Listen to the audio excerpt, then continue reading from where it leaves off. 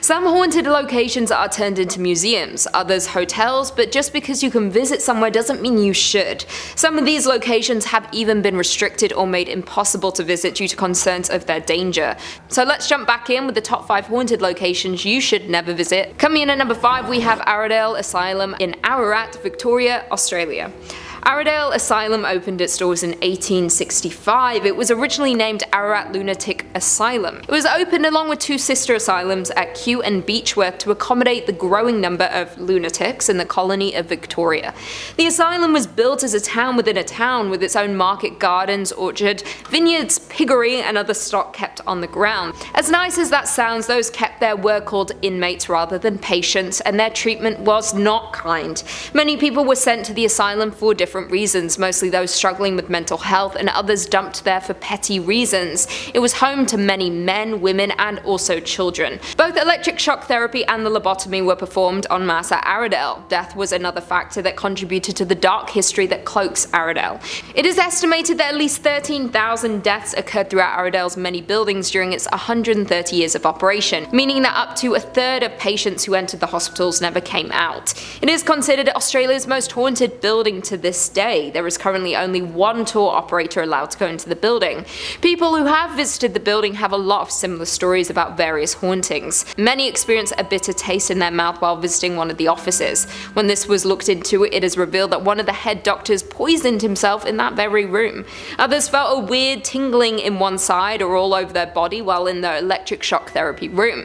Some see faces or shadows, others hear screams or banging. There is not much to be known about the people who died within the walls or who might remain, making it a very dangerous haunted location to any visitor. Coming in at number 4, we have the Bangara Fort, India. The ruins of a fort city built in the 17th century, Bangara Fort consists of fort walls, bazaars, havelis, royal palaces, and numerous temples, with 3 grand stories you can explore. But do not be fooled by the beauty of these ruins, as they are ranked as the most haunted fort in India. The place is considered to be so haunted, entry is restricted after sunset, so if you're wanting to explore, you will have to do it in the safety of the sunlight. It is known that there is a curse that hangs over the fort, put there by Singhir, someone who is well versed in black magic. He fell in love with the Princess Ratnavati, known far and wide for her beauty and kindness. Knowing he did not stand a chance with her, he enchanted her perfume so that when she used it, she would fall deeply in love with him. The princess found out about this and threw the bottle. As it flew through the air, it turned into a boulder and crushed Singhir. He was crushed under its weight, but before he died, he cursed the princess, her family, and the entire village. The next year, a battle was fought between the forces of Bangara and Ajabgarh, which led to the death of Ratnavati and most of the army. This was believed to be a result of the curse. It was due to this curse that no one in the village or fort could be reborn. It is forever condemned to desolation and is inhabited by ghosts. If any villager tries to build a roof, it apparently mysteriously collapses. The curse is said to have trapped the souls of those lost within the desolate fort. The guards keep watch to ensure no one enters after dark. It is not a safe place to be when the spirits awake at night. Coming in at number 3, Castle of Good Hope in South Africa. This oldest colonial building in South Africa, the Castle of Good Hope, is a pentagonal fortress built by Dutch colonialists in the 17th century. The well-known landmark is central to the history of Cape Town, having served as the seat of government and military operations for 2 centuries. The first ghost was spotted in 1915 when the apparition of a tall gentleman was seen jumping off the side of one of the castle walls and then walking between the bastions Leerdam and Orange. The other famous ghost who walked the grounds was the Lady in Grey. It is not known exactly who she is, but she would be seen hysterically crying into her hands and running around the castle. She used to be seen frequently by those on the grounds. However, during one of those renovations of the castle, the remains of a woman were uncovered and removed. Since these were removed, the woman has not been seen. It seems she was waiting for her remains to be found. Maybe her death was a sinister attack covered up and her body was lost until that day. The castle today has 3 museums and often tours of the old buildings. Be careful if you visit though, as it appears the spirits who have existed there were not happy ones. Coming in at number 2, Lalaurie Mansion, New Orleans, Louisiana. Located on 1140 Royal Street in New Orleans is the Lalaurie Mansion, a home which was reported to be one of the most haunted places in the world. Some may also be familiar with this house as it was depicted on American Horror Story Coven. Now this home is where slaves were tortured at the hands of Delphine Lalaurie. Born Marie Delphine McCarty, but more commonly known as Madame Lalaurie, she was a New Orleans socialite and serial killer who, like I said, tortured and murdered slaves in her home. Accounts of Lala Reed's treatments of slaves between the years of 1831 to 1834 are mixed. However, Harriet Martineau, writing in 1838, claimed that enslaved people kept by Lala Reed were observed to be singularly haggard and wretched. However, in public appearances, Lala Reed was seen to be generally polite to them. Now, everything changed when a fire broke out in the home on April 10,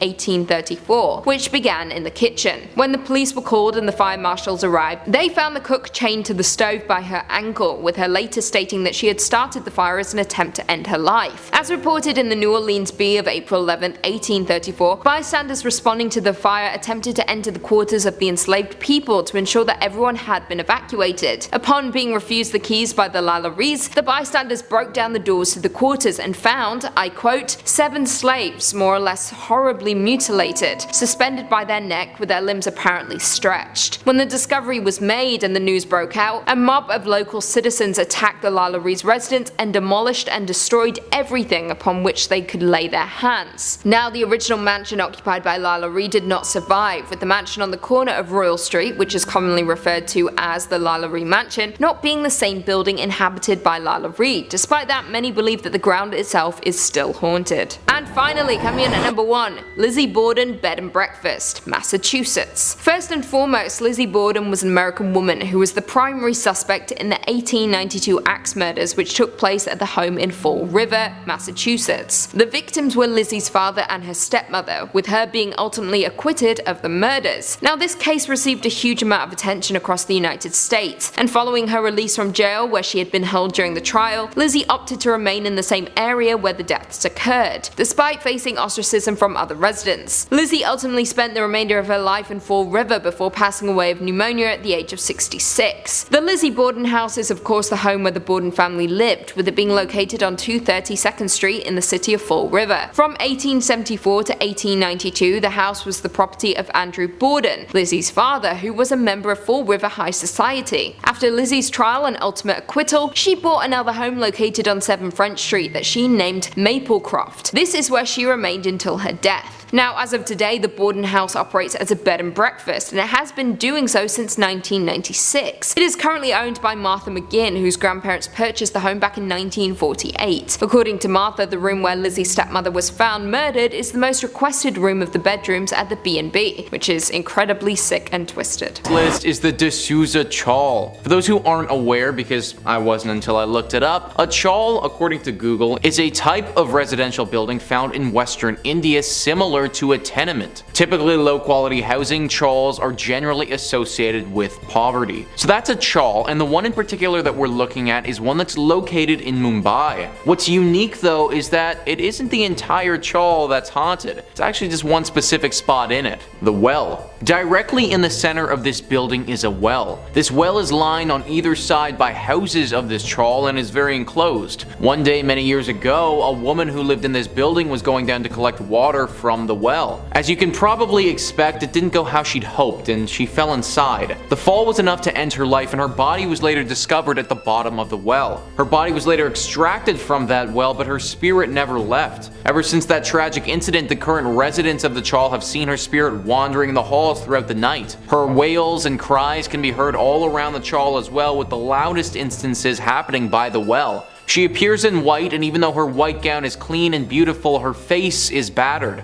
assumingly from the tumble that she took down the well. So far, she hasn't claimed any other lives like some of the other ghostly entries on this list, but her incessant crying and mere existence is enough to make anyone lose their mind. Number 4 on this list is Dumas Beach. Dumas Beach is a very pretty black sand beach that's located in Gujarat on the Arabian Sea. This place is said to be stunning in the daytime and has even been described as a look-alike to God's home. When the sun goes down though, everything changes. Dumas Beach hasn't always been a fun daytime tourist attraction. It actually used to be an ancient burial ground. It's believed that for many centuries this beach was a very important Hindu cremation site. In fact, that's why people believe some of the sand is black. The ashes of those who were cremated got mixed in with the white sand and slowly over time changed the color to what it is today. It's believed that the spirits of those who were cremated here still haunt the beach when the moon comes out. Glowing orbs have been seen floating around the sand in the dark, seemingly seemingly without a source. Laughter and the sound of conversation can be heard even though it'll be the dead of night. There have even been some disappearances at this beach before. Some tourists going out at night for a stroll and never being heard from again. A really scary account says that a man was found dead on the beach with his tongue popping out of his mouth. It was positioned in such a way that the investigators couldn't come up with a logical reason as to how he died and ended up like that. It's currently unclear why the spirits like to come out at night and not in the daytime. Some believe it's because nighttime was when the rituals would take place, but others just think that this time of day is more susceptible to paranormal activity. Whatever the case may be, if you're visiting Dumas Beach, make sure that it's always in the bright light of the sun, or else you could be in for some trouble. Number 3 on this list is Jatinga. At this point, I've read and heard hundreds, maybe even thousands of scary stories, but I've never heard of one quite as unique as what's going on in the village of Jatinga. Jatinga's a small village with less than 3,000 total people living there. Even though it doesn't have a large population of humans, it does have a large population of birds that live around the area, and that particular haunting that we'll be looking at actually concerns them. There's a phenomenon that occurs here that's been named by the locals and those studying it as the bird suicides. That's right guys, at this one particular village, birds will actually take their own life. Apparently they fly in one direction together towards the sun and then all simultaneously plummet to the ground and die upon impact. Oftentimes this takes place on several occasions during September and October of each year. Some experts believe that this is just a coincidence and several birds have got disoriented, crashed into something, and then died, but locals think that there's a curse. Where it originated from, they're unsure of, but they believe that the village is haunted and evil spirits have caused these birds to take their own life as a means of terrorizing the villagers. I, for one, honestly can't imagine how unsettling it would be to have several birds falling from the sky regularly taking their own lives. Also, if we just step back for a second and acknowledge how actually crazy this whole phenomenon even is in the first place. A bunch of birds in this small village of 3,000 people will fall to the ground and die every year at the same time. If that isn't something out of a horror novel, then I don't know what is. Coming in at number 2, Hellfire Club in Ireland. The Hellfire Club was a hunting lodge built in 1925 for William Connolly, an Irish parliamentary speaker. The stones of the buildings are from ancient passage tombs said to have angered the devil, which first associated the site with the supernatural. The lodge reportedly became a gathering place for a small group of Dublin elites who met for debauchery and devil worship. Its ruins sit atop the summit of Montpellier Hill in the foothills of the Dublin Mountains. Most who stumble upon the Hellfire Club today will assume it is nothing more than an old derelict building, but it has a long past full of horrific tales. Tales of animal sacrifice, black masses, cloven-hoofed men, and murder are linked to the structure. The most popular tales tells of a visit by a satanic creature, in the form of a man who was only discovered when one of the players dropped a card and on picking it up noticed the guest had cloven feet. On his discovery, the creature disappeared in a ball of flames. One well-known ghost at the club is that of a young lady. It is said that she crossed paths with the club during one of their dark meetings. She was then thrown into a barrel, set on fire, and rolled down the hill for fun. Her spirit stayed, possibly to warn others not to enter and meet the same fate. And finally, coming in at number 1, we have Poveglia Island in Italy. Poveglia is a small island located between Venice and Lido in the Venetian Lagoon, northern Italy. A small canal divides the island into 2 separate parts. The island first appeared in the historical record in 421. In the 14th century, Venetians infected by the bubonic plague were sent here to die, and when they died, they were burned on giant pyres. The site was also used as a mental asylum during the 1800s, where patients were experimented on and tortured. If you ask any of the locals, they will all agree that the island is cursed with unhealthy spirits. Voices and screams can often be heard, and visitors see dark figures. Many visitors say they begin to feel an oppressive, evil feeling as soon as they step on the island.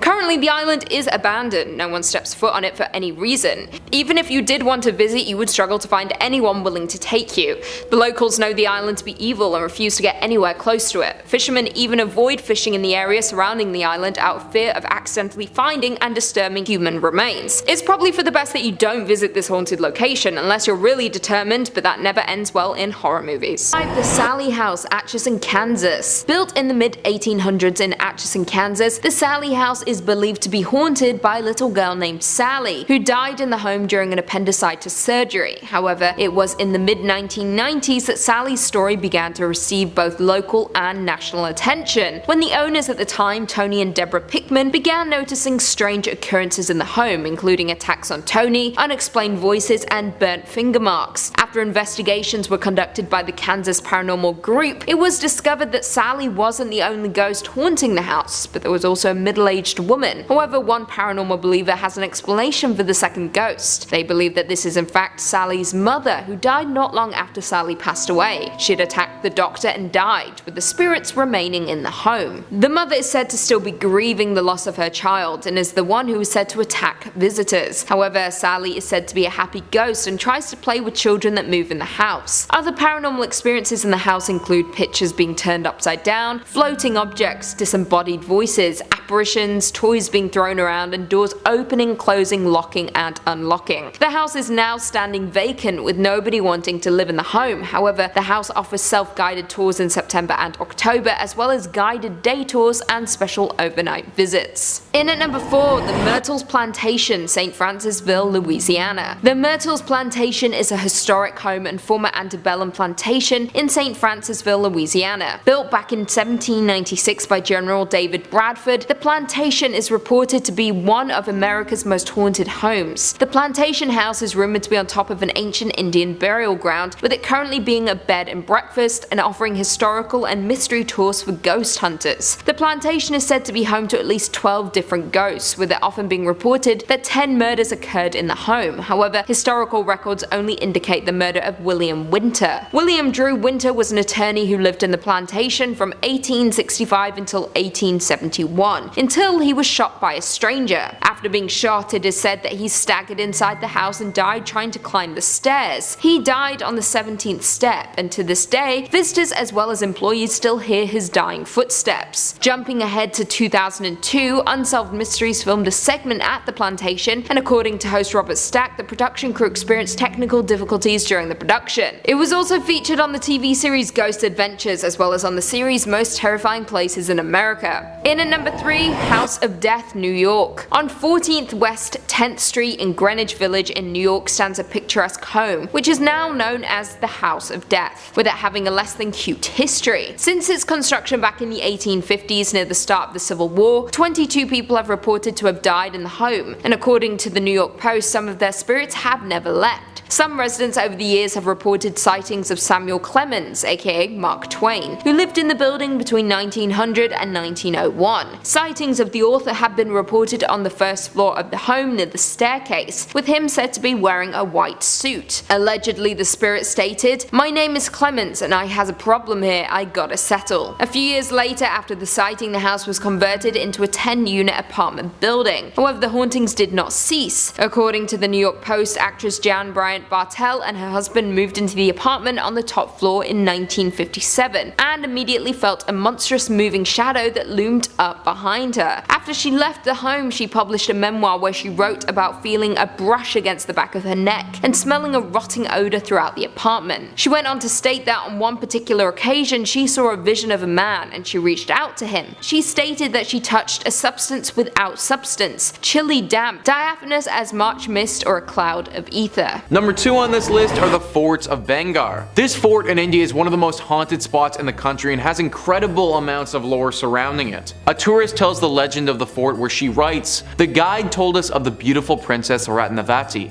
who was the daughter of Shatter Singh. She was the jewel of Rajasthan. Ratnavati was much younger than her stepbrother Ajab Singh and was as universally liked as he was disliked. Tales of her beauty and delightful temperament spread far and wide, and she received many marriage proposals. A tantric priest, who was well versed in black magic, fell in love with her, but knowing that he didn't stand a chance with the beautiful princess, he tried to cast a spell on her. Seeing the princess's maid buying perfume for her in the village, he cast a spell on it so that Ratnavati would fall in love with him. Ratnavati came to know of this and threw the bottle. It turned into a boulder and hit the tantric. He was crushed under its weight, but before he died, he cursed the princess, her family, and the entire village. The next year, a battle was fought between the forces of Bangar and Ajabgar, which led to the death of Ratnavati and most of the army. This is the ancient legend that surrounds this fort, but many modern ghost stories have been told as well. Many of the locals believe that this place is the home to some devilish characters. This is due to all of the people that have gone missing at this location.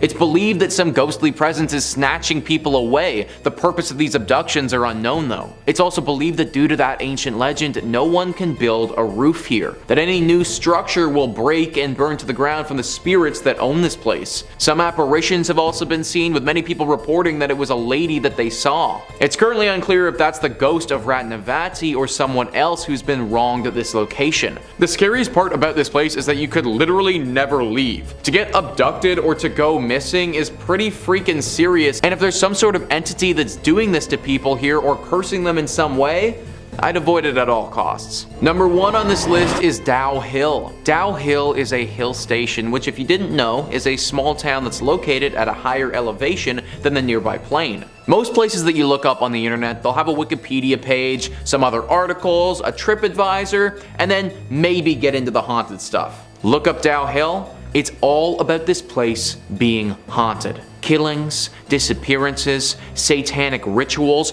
all of these have happened in Dow Hill, and they've undoubtedly left their mark on this tiny little town. Several different ghosts and hauntings currently riddle this place. One of the most popular is that of the Headless Boy. There's a road that's been nicknamed the Death Road that goes from Dow Hill to the forest's office. This Death Road is the home to the Headless who marches along the side of it and will often appear to unsuspecting visitors. This death road heads straight to the forest's office, but things just get worse when you get there. Apparently, glowing red eyes have been spotted coming out of the forest, the sort of eyes that don't belong to any typical animal. There have also been sightings of a woman, not in white, but actually in gray rags, that wanders around the forest looking lost and destitute. This is already enough to make me not want to go, but they also have a haunted boys' school at Dow Hill. Whisperings, footsteps, doors slamming from thin air, screams, cries, laughter. This can all be heard from the apparent nothing inside of this boys' school. All of this makes Dow Hill one of the most haunted spots in India,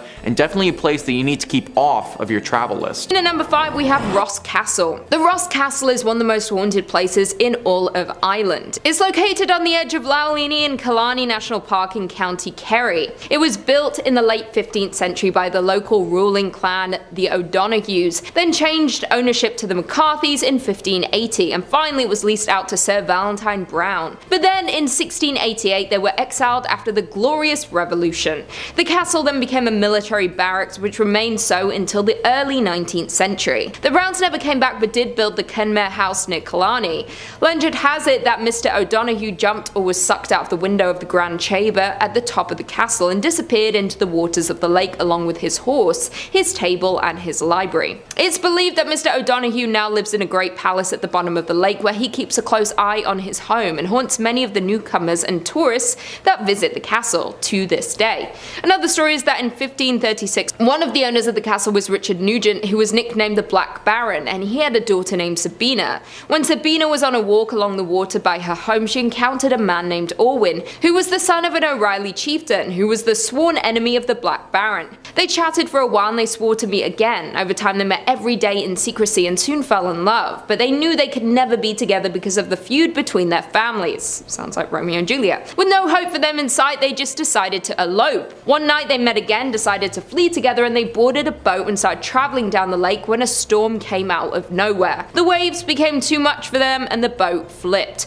Orwin unfortunately drowned because of this. Sabina did survive, but knowing her lover was gone, she locked herself up in the castle's tower, didn't eat or drink until she fell into a deep sleep to never wake up again and finally be with Orwin again. Sabina eventually did pass away because of this, and to this day she continues to haunt the castle. Visitors and guests make frequent encounters with her spirit, saying she is still searching for her lover so they can reunite again. And the Black Baron's presence has also been reported by visitors in and around the castle on numerous occasions. Many tourists have frequently reported waking up numerous times throughout the night, hearing sounds of doors shutting on their own and whispering noises. Few others have also said they feel an eerie presence sitting next to them while in bed. Coming in at number 4 we have Castle Leslie. Castle Leslie is a massive castle that was home to the Leslie clan, and the Castle Leslies Leslie's lay on a private 1,000-acre country estate located in County Monaghan. The Leslie family has lived in the estate since 1665, when the land was purchased and given to John Leslie by King Charles II. So he moved in, and he lived in the castle with his wife, Anita, and family. Many tourists and guests have recalled seeing many unexplained things throughout the castle, but the Red Room in particular was the most haunted of the entire castle. It was the center of the family life at the castle for centuries, especially because it was where Anita Leslie King gave birth to her daughter Leonie in this room. Many of the family throughout living in this castle claim to see people, hear things, and feel ghostly presence in the room. Due to so many people going in and out of the Red Room, it makes sense that it's the most haunted of all rooms in the castle. It's believed that Anita had died in the room, and you can apparently see her and John both walking around the estate trying to find each other and be together again. The castle is now used as a hotel room, and each room is named after members of the Leslie family. So if you ever want to come in contact with members of the late Leslie family, many of their ghosts are seen in their specific rooms, and you can book your stay in any room in the castle, even the Red Room. Not only is it a very popular tourist spot and a hotspot for paranormal investigators, but in 2002 it gained media attention when Sir Paul McCartney married Heather Mills in the church, which is located on the estate. Also, various members of the Churchill family have visited the castle due to family ties they have with the Leslies. In at number 3 we have Clifton Castle. Clifton Castle is located in County Galway and was built in 1818 for John Darcy, who was a local landowner and the owner of the town of Clifton. He had a castle built for him and his large family while he was busy building up the town, and it's where they all stayed for the next 2 decades. In 1839 John died and his oldest son Hyacinth inherited the estate, but everything went downhill in 1845 when famine hit. As hunger struck, the tenants of the Darcy estate gathered on the lawn of the castle to beg and plead for work or food. However, they couldn't get anything, and many of them died of starvation on the castle grounds. After the family's death, many peasants moved to the remains of the castle for shelter, but many of the poor died here. It's believed that the family spirits can still be seen and heard on the property, and many of the peasants' ghosts are located in around the property as well. The castle has remained abandoned since around 1894, but remains a hotspot for tourists and paranormal investigators. Many believe to have seen ghost-like figures and hearing weird noises when they have been inside the castle. It's believed you can still see John Darcy roaming in and around the castle looking for food for himself and his family. The castle is also a popular attraction during the Halloween season because of the ghost sightings and paranormal activity. If you're brave enough to visit, you can do so and be joined by a tour guide to tell you everything about the castle, ghost sightings, and history of the Clifton Castle. Number 2 on this list is Poenary Fortress. This fortress has been riddled with death and destruction ever since it was first built. Even though in the first part of this series we talked about Dracula's castle, this is the castle where Vlad the Impaler, the inspiration for Dracula's character, spent a large part of his time. It's said that he saw the ruins of a fortress here at the beginning of his rule and thought that it would be a great place for a stronghold. He enslaved his enemies and worked them around the clock to revive the fortress to its former glory. Many of them died due to the extensive labor and fatigue, and those who didn't were killed by being impaled. Now, it's said that some of their spirits haunt this place, but they aren't the only ghost that still lingers here. The most notable haunting of this place is actually done by Vlad the Impaler's wife. During Vlad's reign, this fortress fell under siege by his enemies. Vlad was able to escape the castle, but his wife wasn't so lucky. The castle was falling, and rather than get captured by the oncoming army, she decided to fling herself off of the castle walls over top of a cliff. Her body fell far and dropped into a river many hundreds of feet below. It's said that the river ran red with blood, and it was nicknamed the Lady's River following this. Her ghost now forever wanders around this castle restless. Some say that her soul can never find peace because she could never forgive her husband for abandoning her all those years ago. This is why locals say that she has it out for any married men that visit the castle. Although visiting this castle would definitely make for a fun day trip,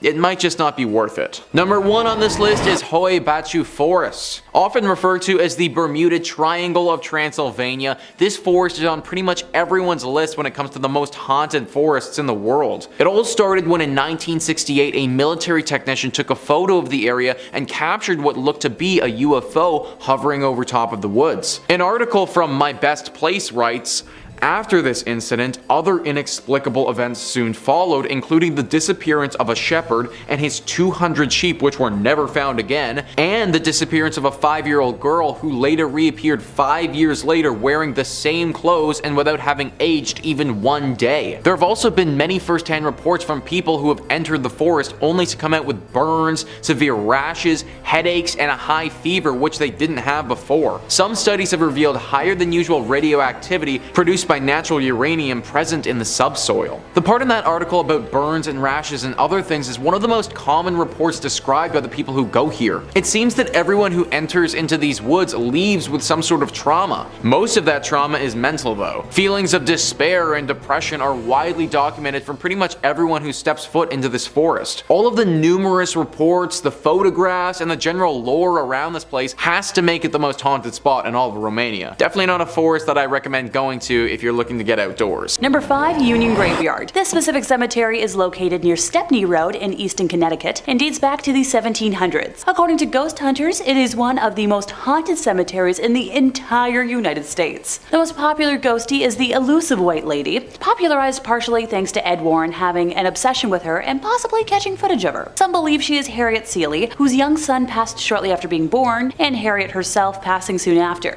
Legend believes she may have died in hopes of finding her son and still wanders their final resting place searching him out. Others believe she is the ghost of a woman from the 1940s who killed her husband and later herself and is doomed to wander the graveyard. Her physical description is the one thing that remains consistent. She is a young woman wearing a white dress with dark hair. It seems as if she enjoys scaring the daylights out of the living, so my kind of gal. Many who have witnessed her believe they have almost hit her with their vehicle, only to find no trace of her once they pull over. Others claim they have often seen her hovering slightly above the ground around the cemetery, going back and forth amongst different gravestones. In 1993, local firefighter Glenn Powell received a call about a transformer explosion and drove to the scene of the incident with a police officer and observed a female driver following closely behind him on the road. He remembers the night sky had turned pink, and the explosion emitted large amounts of electricity that made the hair on his arms stand up at quite the distance. Glenn was driving along the road beside the cemetery when the officer seated next to him yelled, "Watch out!" In the middle of the road was a woman with long brown flowing hair and wearing a white Victorian nightgown.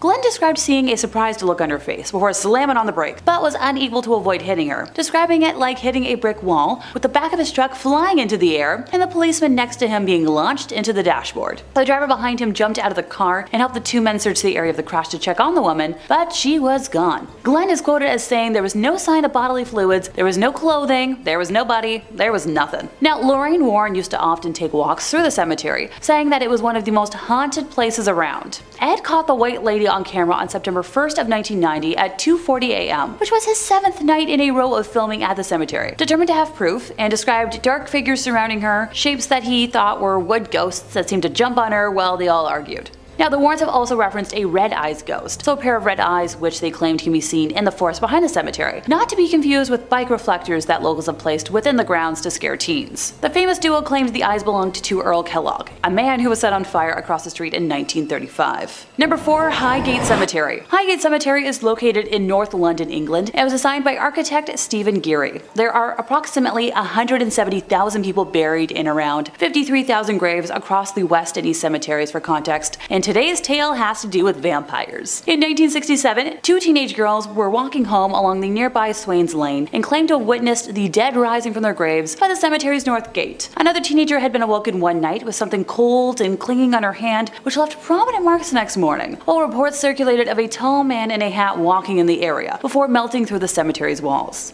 On Halloween night of 1968, a group of teenagers interested in the occult visited Tottenham Park Cemetery at a time when it was being regularly vandalized by intruders. According to a report in the London Evening News on November 2nd, the teens arranged flowers taken from graves in circular patterns with arrows of blooms pointing to a new grave, which was uncovered. And by that I mean a coffin was opened and the body inside was disturbed. But their most macabre act was driving an iron stake in the form of a cross through the lid and into the chest of the corpse. In a letter to the Hampstead and Highgate Express on February 6 of 1970, David Farrant wrote that when passing Highgate Cemetery on Christmas Eve of 1969, he had glimpsed a gray figure, which he considered to be supernatural, and asked if others had seen anything similar. Sean Manchester claimed David's gray figure was a vampire, and the media quickly latched on, embellishing the tale with stories of the vampire being a king of the vampires or practicing black magic. See, king of the vampires? That's my kind of guy. A rivalry grew between David and Sean, with each claiming that he could and would expel or destroy the specter. Sean declared that he would hold an exorcism on Friday the 13th of March, which, you know, it's a good spooky date for that sort of thing. ITV conducted interviews with both men, and others who claimed to have seen supernatural figures in the cemetery, which were transmitted early on the evening of the 13th, and within 2 hours, a mob of hunters from all over London and beyond had swarmed over the gates and walls into the locked cemetery, despite police efforts to get them the heck out of there. Some months later, on August 1st of 1970, the charred and headless remains of a woman's body were found not far from the catacomb, believed to have been used in a black magic ritual. David was found by police in the churchyard beside the cemetery one night in August, carrying a crucifix and a wooden stake. He was arrested, but when the case came to court, it was dismissed. There was more publicity about David and Sean when rumors spread that they would meet in a magician's duel on Parliament Hill on Friday the 13th of April in 1973, which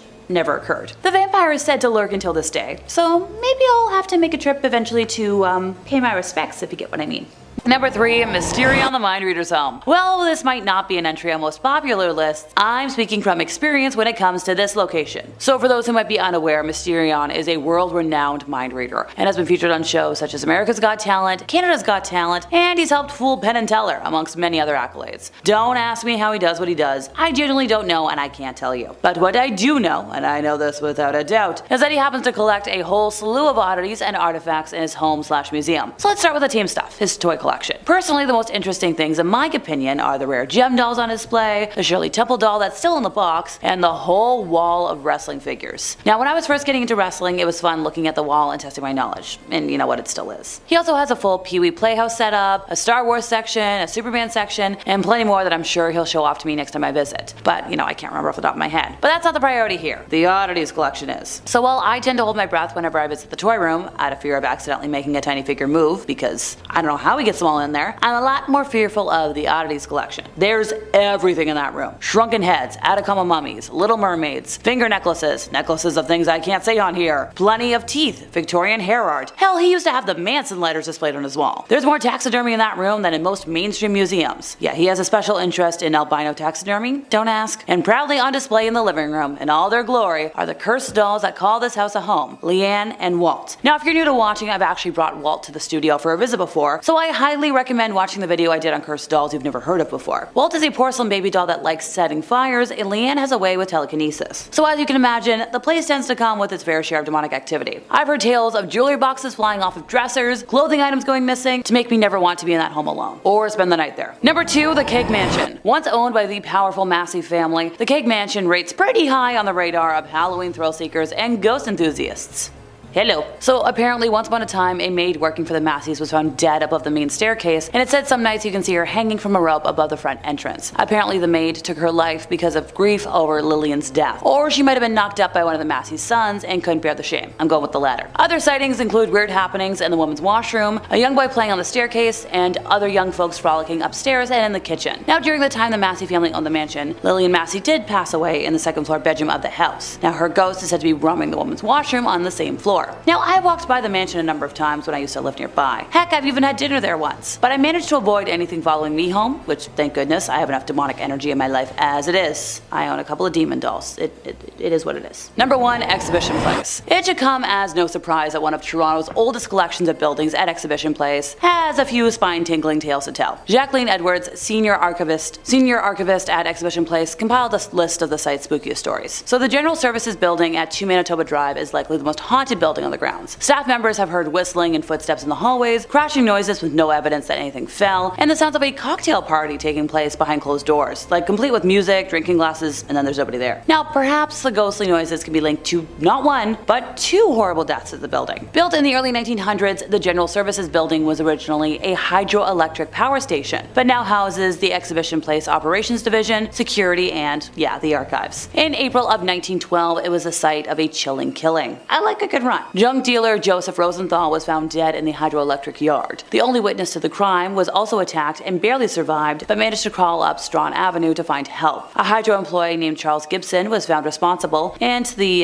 death appeared to be over a scrap metal deal that went sour. A few years later, in 1924, another man died in the basement of the building. Michael Sullivan died on Thursday, October 9th, electrocuted while trying to restore power to the city after a devastating fire. Over in the Stanley Barracks, staff members have heard knocking on doors, and then there's nobody there. Sensors often go off in the building for no reason, doors become suddenly unlocked, and items have been moved out of place. After a 13-month investigation of the X, Richard Palmisano, a paranormal activity investigator, found the barracks had the most ghostly activity, including his favorite spirit, a young girl named Jenny. Now, Jenny is apparently looking for her cat. She died in an accident, her scarf got tangled, and well, you make of that what you will, but she's there, and her father's looking after her. Sadly, the barracks also has some negative energy. There's 2 individuals that gravitate to the basement. Nasty people. One's named Bob, and his buddy Dave or David, and they actually terrorized the other spirits. For historical context, the barracks was built in 1841 and originally consisted of 6 buildings, but only one remains today, the officers' quarters, which is now a part of the Hotel X, complex. Moving on, built in 1931, the Horse Palace is largely empty throughout the year, only occupied by the Toronto Police Mounted Unit and a riding academy year-round. The riding academy staff have heard phantom horses walking above their heads on the second floor, and several cleaning and security staff have seen a ghostly officer riding his horse, who, tends to vanish when they take a second look. During the Second World War, the exhibition grounds was actually a military camp from 1940 to 46. The Horse Palace was used as a barracks for soldiers waiting for training and then to head over, overseas. And for many folks, this was their last memory of Toronto. So around more than 12,000 men went through the Horse Palace, and quite a few never came back. So many security officers have also mentioned that the horticulture building seems to be the worst in terms of things that go bump in the night. The ghostly activity may have something to do with the building's gruesome past. On September 18th of 1949, this building became a temporary morgue for the burned victims of the SS Neurotic. The ship was docked in Toronto when it burned, killing 118 passengers. The victims were laid out on tables throughout the building. Doctors and nurses worked, with police investigators to identify the bodies so the next of kin could claim them, but so many were badly burned and could only be identified by dental records and fingerprints. And one spooky story, a security officer on duty once responded to an alarm in the middle of the night in the basement and found a water valve had been twisted open, allowing water to freely pour into the room. But this valve could only be opened with fire department equipment, so the firefighters, turned off the valve and they were like, what the heck? No one left alone again, the officer heard the sound of someone trying to open the door. The force being used, kind of unnerved the officer, so running towards the noise, he kicked the crash bar, forcing the door to open to find nobody on the other side. Shaken and pale, he returned to the security office, only to learn his adventure occurred on the anniversary of the ship's disaster. This list is Sismaju Hotel. Located in Bucharest, this hotel was initially built over 100 years ago in 1912 and was first called the Palace Hotel. It was called this because it truly was a marvel back then and was one of the most beautiful spots in the country. The architect who built it owned the property until 1948 when it was ultimately taken by the state.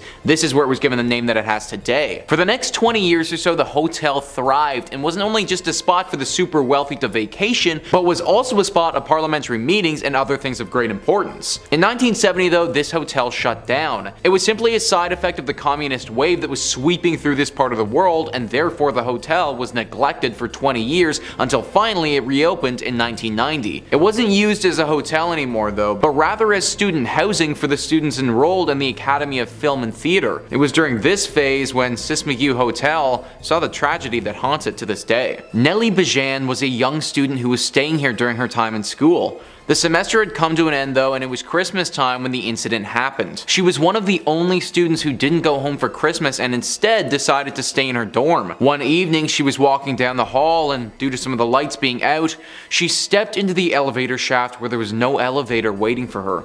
She fell down several stories and landed at the bottom of the shaft, writhing in agony. She didn't die immediately though. In fact, it took her over 3 hours to finally die from her wounds. 3 hours where she was screaming and yelling for help, but nobody could hear her because they were all home for Christmas. Now her spirit haunts this place, and many students have reported hearing cries for help coming from nowhere. Some have seen her ghost standing at the end of the hallway, looking as if she's desperate for someone's attention. The sad thing about this is that if it would have happened at any other time when students were in the building, she likely would have been saved and never would have died at all. Just a horrible tragedy that's left its mark on this hotel for good. Number 4 on this list is the Witch's Pond. So this is a bit of a weird one. The Witch's Pond is a very small collection of water in the Boldu Cristaica forest that's said to be haunted. A few legends have come from this place. The first one, which I don't actually think is true, but I'm gonna tell you guys anyways, is that Vlad the Impaler was decapitated here. Now it could be possible that this did happen. The truth behind Vlad's death has been debated for centuries, but I find it unlikely that the killers would take him out to this pond in this forest and do it out here. The second legend, which I think is far more likely and probably did actually happen, is that a witch was killed here. An article on the subject writes, as the legend goes, 18th century villagers put a witch to death in the woods near a swampy pond in colonial era cemetery of Equia Creek. Her name, it said, was Edith, and her body was tossed into the water. This killing is how the pond got its name, the Witch's Pond. After she was killed, strange occurrences started happening here that couldn't be explained. It said that the water turns blood red in the springtime, and sometimes people see a witch-like figure hovering over this bloody liquid. In other reports, there's a sacrificial altar that's spawned here, and she's standing by it waiting to sacrifice someone. The sound of bodies being thrown into the pond along with a witch's cackle can be heard ringing throughout the forest. Locals avoid this pond, and you should too. Also, if you think about it, it's just a small pond, so I don't really know why you'd be going there anyways. Number 3 on this list is Iulia Hăzdu Castle. Bogdan Hăzdu was a Romanian intellectual who was very wealthy at the end of the 18th century. Bogdan, even though he put lots of effort into his work and business, put the most of his time into his daughter. Iulia Hăzdu was his daughter, and in Bogdan's eyes could do no wrong. That's why when she passed very unexpectedly at the age of 19, Bogdan fell into a deep depression. While she was alive, she was rather remarkable. In her early teens, she knew 7 languages and had already graduated several prestigious schools for piano and vocals. She apparently excelled at her schooling as well and was set to have a very fruitful life if she hadn't been taken too early due to tuberculosis. Bogdan, as I mentioned, didn't respond super well to this and reacted by building the Iulia Hăzdu Castle. Little did he know that it was going to be haunted. Apparently he partook in spiritism sessions with people who were trained in reaching out to the dead. In these sessions he would communicate with his daughter's ghost, and she would tell him how she wanted her castle to be constructed.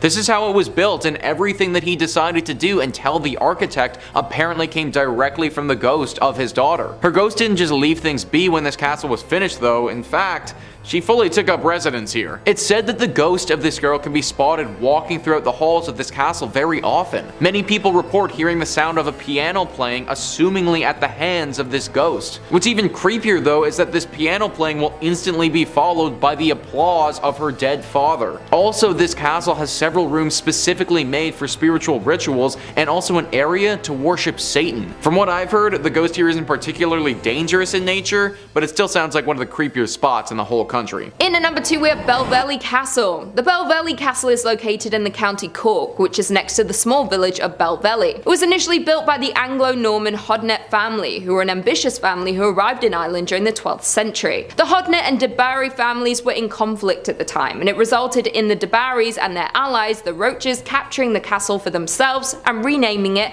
Barrymore. Then later on, Sir Walter Raleigh gained ownership of the castle. During the 1800s, the castle fell into ruins after many years of being abandoned. It's believed that a faceless woman haunts the castle to this day, and it's Anglo-Norman Hodnet's wife, Margaret. The story says that she had an on and off relationship with a local lord named Clon Rockenby, who had asked for her hand in marriage on many occasions, but she refused. Clon was humiliated and decided to raise a small army to go to the castle and take Margaret by force. The Hodnets fought back against Clon and his men, and a standoff began for an entire year. When Clon finally was able to enter the castle, he was shocked to see the state of Margaret. She was starved and looked like a skeleton basically, a shadow of her former self. Clon was enraged and smashed her favourite mirror to pieces.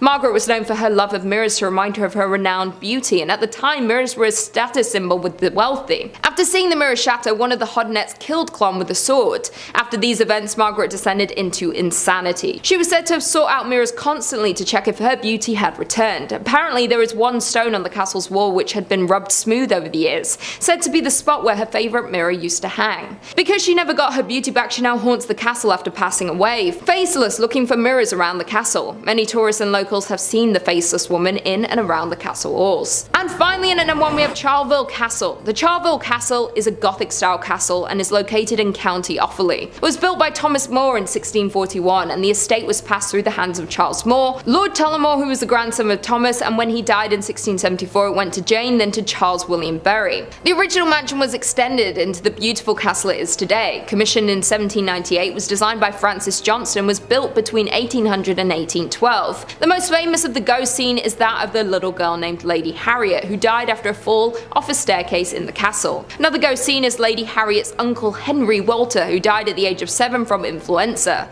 Although he died in London, his body was brought to Ireland and he was buried in the family vault. The volunteers describe Henry and Harriet as terrible twins, as these spirits seem to be very mischievous, and there is even a famous picture taken in the castle that shows a shadowy little boy. The library that is located in the castle is said to be a hotspot for paranormal activity. People who have visited the library have witnessed a dark shadowy form of an older person on the grounds coming from the door, so the children aren't the only ghosts located in the castle. The Charleville castle has been claimed to be the most haunted building and grounds in all of Europe. It appeared on many TV shows like Most Haunted, Scariest Places on Earth, and Ghost Hunter International. It was also the location for many movies like Becoming Jane, Northanger Abbey, and The Green Knight. It's a huge haunted attraction and has been visited by many different psychics and paranormal investigators. Old City Hall. Built in the late 1890s and once the head seat of the municipality of Toronto and County of York, this building now serves the city as its municipal courts. The city's departments were moved to the modern buildings just west of this ornate building with,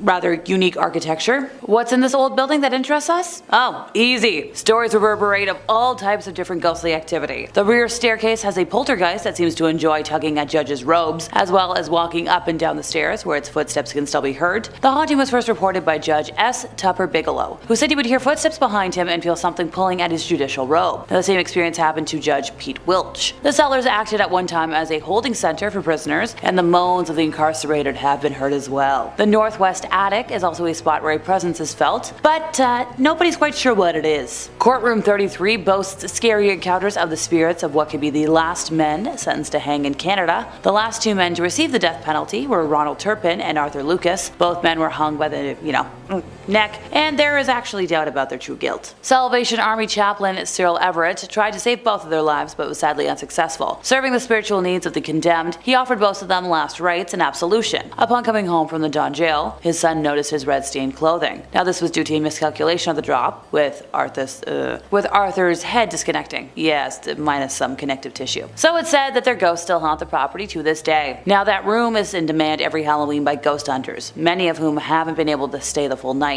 because of the weird noises and cool fogs that left them glued to the floor. So if you feel like ghost hunting, have at it. Number 4, Casa Loma. If a place has secret tunnels, then chances are there's gonna be a few ghosties roaming around, including a stern-looking old man gazing out from a window, who by the way is probably Sir Henry Pellet, the castle's original owner, a British redcoat in the stable, and a lady in white walking the halls and somebody knocking in the tunnel. Sounds like a party. You know me, I love a good lady in white. So the white lady is believed to be a maid who worked there in the early 1900s, around the time when about 60,000 people in Toronto died of influenza. She's been seen in a lot of places by guests or by cleaning and cafeteria staff as they've been cleaning up at the end of the day. Poltergeists have been reported numerous times in upper levels as well as the basement. The castle even offers ghost tours, led by Canada's Most Haunted. According to Michelle Desrochers, CMH director and Casa Loma's de facto paranormal rep, they've had stories going on in there since the 1930s when the Kiwanis Club took over the castle. There have been plenty of Casa Loma ghost stories that pop up from time to time, such as, the appearance of a man tending to the garden in the indoor conservatory, or the sound of young people's voices when no young folks are around. Now, a few stories, however, are reported time and time again by different people. A woman believed to be Lady Mary has also been spotted on the grounds, although the rep has pointed out the notoriously private woman has proven elusive. At one point, the Canada's Most Haunted team attempted to film her room, leaving a camera running there while they explored other parts of the castle. When they returned to check the footage though, the tape was gone. According to mediums who have claimed to have felt the presence of Sir Henry and Lady Mary, their spirits aren't trapped there, they just choose to be there after, sadly they were ousted from Casa Loma after being unable to keep up with its costs. And obviously that place is very expensive to keep up. The tunnel leading to the castle stables are where another of its most notorious ghosts is believed to roam. Many have reported feeling as though they had been grabbed or had their hair pulled while in the tunnel. People have also reported hearing the spirit in the tunnel sighing gruffly. And he's even been captured in recordings, speaking and interacting with visitors. In one recording, he's been heard mimicking a medium who said, "Oh, he's a horrible person," while trying to make contact. Now once again, we consult the paranormal rep, and she says the evidence points to the voice belonging to the ghost of a friend of Sir Henry's, who was hired to look after, his prize-winning horses. Okay, maybe it's time to check in with my friends who have worked some events at Casa Loma to see if they've met any of the ghosties. Note to self. In at number 3, we have RMS Queen Mary in Long Beach, California. From the time her construction began in 1930 in Clydebank, Scotland, the Queen Mary was destined to stand in a class all on her own. Despite suffering economic setbacks during the Great Depression, which stalled construction on the ship for several years, Cunard Line spared no expense on building the Queen Mary. On May 27, 1936, the Queen Mary departed from Southampton in England, embarking on her maiden voyage. She boasted 5 dining areas and lounges, 2 cocktail bars and swimming pools, a grand ballroom, a squash court, and even a small hospital. The Queen Mary had set a new benchmark in transatlantic travel, which the rich and famous considered as the only civilized way to travel. She quickly seized the hearts and imaginations of the public on both sides sides of the Atlantic, representing the spirit of an era known for its elegance, class, and style. During its first 3 years at sea, the Queen Mary carried dignitaries and Hollywood celebrities including General Dwight Eisenhower, Elizabeth Taylor, and Audrey Hepburn. However, her days as the luxury liner she was designed to be were short-lived, and in 1939 it was painted a camouflaged grey colour and was stripped of its amenities and began its second life as the Grey Ghost, a World War II troop ship. The Queen Mary was the largest and fastest troop ship to sail, capable of transporting as many as 16,000 troops at 30 knots. After the end of World War II, the Queen Mary began a 10-month retrofitting process which would return the ship to her original glory. On July 21, 1947, the Queen Mary resumed regular passenger service across the Atlantic Ocean, and continued to do so for nearly 2 more decades. The Queen Mary is now a floating hotel, holding luxury events and putting on shows. However, her days in the war could not be wiped away with her restoration, and it is said a number of spirits live on the ship today. Certain rooms have even been closed to the public due to their paranormal activity. Stateroom B340 has been investigated by many different scare enthusiasts, and even featured on Sci-Fi Channel's Ghost Hunters and the British TV series Most Haunted.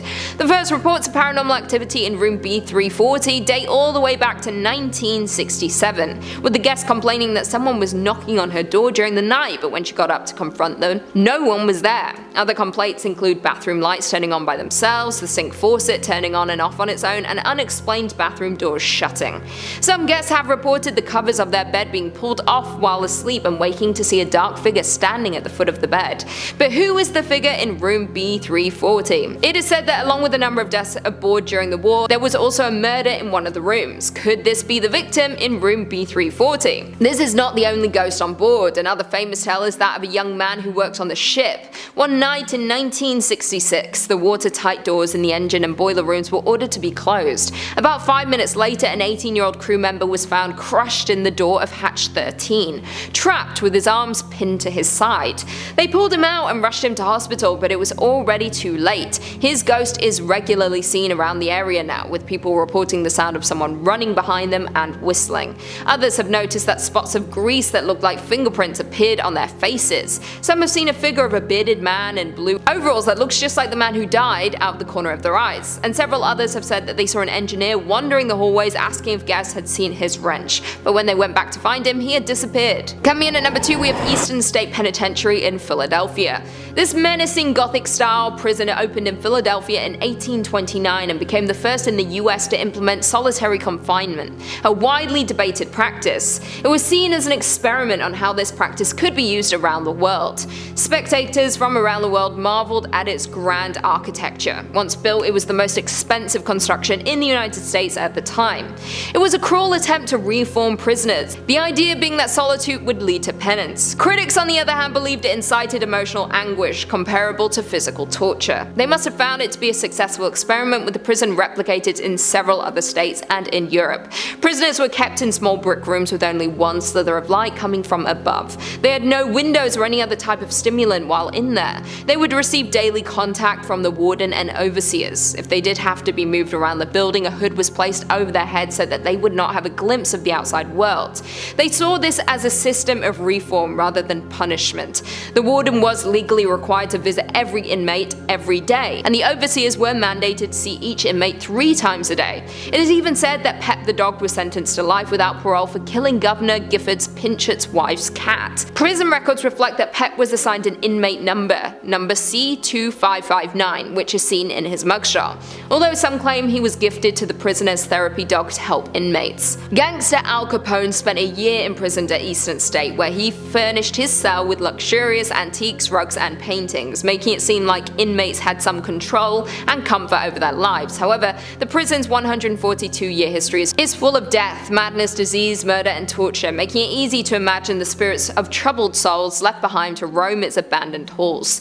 The harsh punishments used on prisoners are enough to make you shiver even without seeing a ghost. There was the water bath, in which inmates were dunked, then hung out on a wall in winter until ice formed on their skin. The mad chair, which bound an inmate so tightly that circulation was cut off. off, later necessitating amputations. The iron gag in which an inmate's hands were tied from the back and strapped to an iron collar in their mouth so that any movement caused the tongue to tear and bleed profusely. Since the prison closed in 1971, dozens of paranormal researchers visit every year and report that it's a hub of otherworldly activity. Perhaps most convincingly, there are the stories of eerie experiences by visitors, staff, guards, and inmates that have corroborated each other since the 1940s. Cell Block 12 is known for echoing voices and cackling, Cell Block 6 for shadowy figures darting along the walls, Cell Block 4 for visions of ghostly faces. Many people have reported seeing a silhouette of a guard in one of the towers, footsteps, wails, whispers, the same stories over and over again. And lastly, in at number 1, we have the Shanghai tunnels in Portland, Oregon. Located below Portland, Oregon are a complex maze of tunnels that lead all over the city. These tunnels were created and used for Shanghaiing. Shanghaiing was the practice of stealing able-bodied men and then selling them onto the ship captains for the purpose of work. These men were sold for as little as $50 a head and often spent many years in captivity at sea. These poor men were then forced to work on ships bound for the Orient with no pay.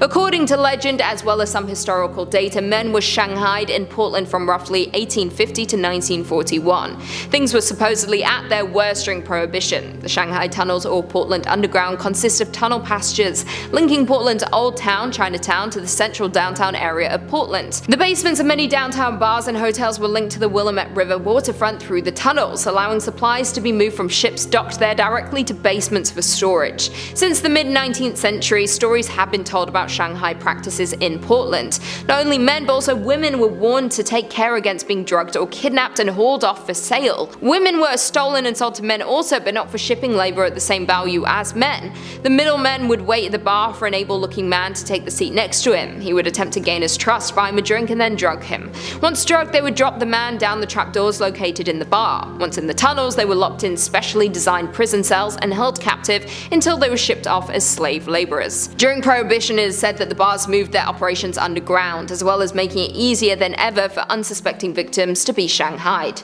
It is said that around 1,500 people were kidnapped a year through the tunnels, and various stories have been told.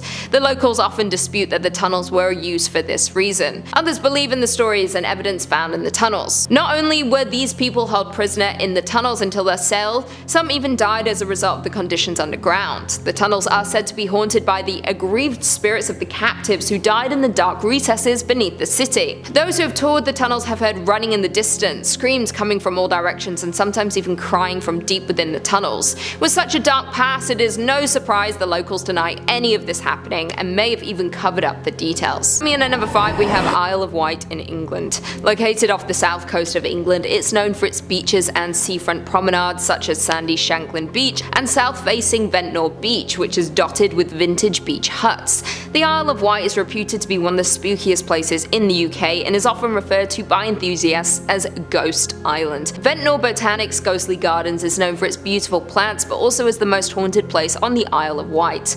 Long before it became the tourist attraction it is today, the Ventnor Botanic Gardens used to be the location of the Royal National Hospital, where patients were treated for the deadly killer disease tuberculosis.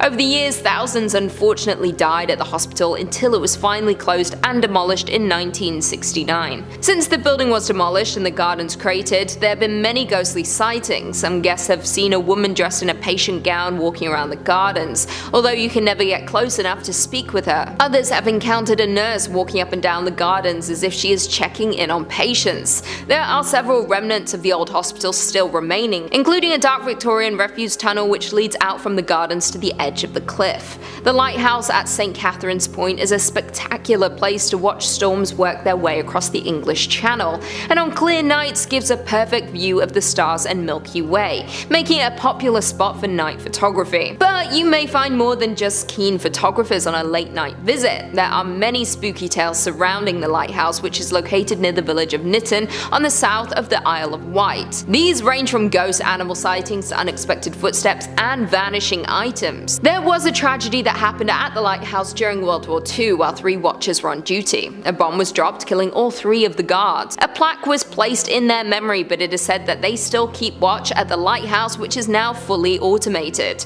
There are several other haunted locations on the Isle, all with their own stories and ghosts. Would you want to make a trip to discover all of them? Coming in at number 4, we have the Paris Catacombs in France. The Paris Catacombs are underground ossuaries in Paris, France. An ossuary is a chest, box, building, well, or site made to serve as the final resting place of human skeletal remains. They are frequently used where burial space is scarce. A body is first buried in a temporary grave, then after some years the skeletal remains are removed and placed in an ossuary. Due to this taking up much less space than a coffin, it means more remains can be stored. Due to this, the Paris catacombs holds the remains of more than 6 million people. There are plenty of urban legends and ghost stories lurking in the skeletal maze. In the late 18th century, when major public health problems tied to the city's cemeteries led to a decision to transfer their contents to an underground site, the site was consecrated as the Paris Municipal Ossuary on April 7, 1786, and from that time forward took on the mythical name of the Catacombs, in reference to the Roman catacombs, which had fascinated the public since the discovery. Starting in 1809, the catacombs was open to the public by appointment. As you walk through the maze of the catacombs, the walls are paved with human remains. Skulls are propping up other bones as you work your way. While the catacombs span almost 200 miles long, only about a mile of the tunnels is open to the public, and yet that hasn't stopped others from trying to enter the closed-off areas of the catacombs through its many secret entrances hidden around Paris. During the course of the French Revolution, it is said that thousands of remains were dumped unceremoniously in the stone quarries that became the catacombs, so there is no clear record of exactly who and how many people's remains live in the tunnels. There have been many stories from the catacombs. One event even inspired the film As Above So Below from 2014, which I love and I've referenced many times on this channel. There was a group touring the catacombs who came across a video camera that had been left behind. It appeared to have been there a long time. It was covered in dust and was hard to see unless you were looking in depth. To their surprise, the camera had footage still on it. As they watched it, it appeared to show a man lost in the catacombs. They saw as he slowly went mad. Unable to find a way out, the footage stopped abruptly when he dropped to the camera. It is said that the man nor his remains were ever found, and all they had to know that he was ever down there was this footage. They also heard disturbing noises on the footage, screams that did not come from the man recording. They witnessed some things that they could not explain. The legend says that if you are inside of the Paris catacombs after midnight, the walls begin to speak. Disembodied voices will try to persuade you to venture deeper and deeper into the catacombs until you can't find your way out. Number 3. Hollywood Forever. The Hollywood Forever Cemetery is one of the oldest in the state of California and is located on Santa Monica Boulevard. Many famous individuals are buried in the cemetery, such as Rudolph Valentino, Mickey Rooney, Anton Yelchin, and Judy Garland. First used in 1899, it features well over 50 acres of land for families and visitors. There are still thousands of spaces available and new mausoleums being completed, but it's time to talk about the ghosties. It should also be noted that Paramount Studios is located near the cemetery, and it is said to be one of the most haunted movie studios of all time. So let me know if y'all want me to ever elaborate on that. I'll start with the obvious, and I think the most dedicated fan ever, the Woman in Black.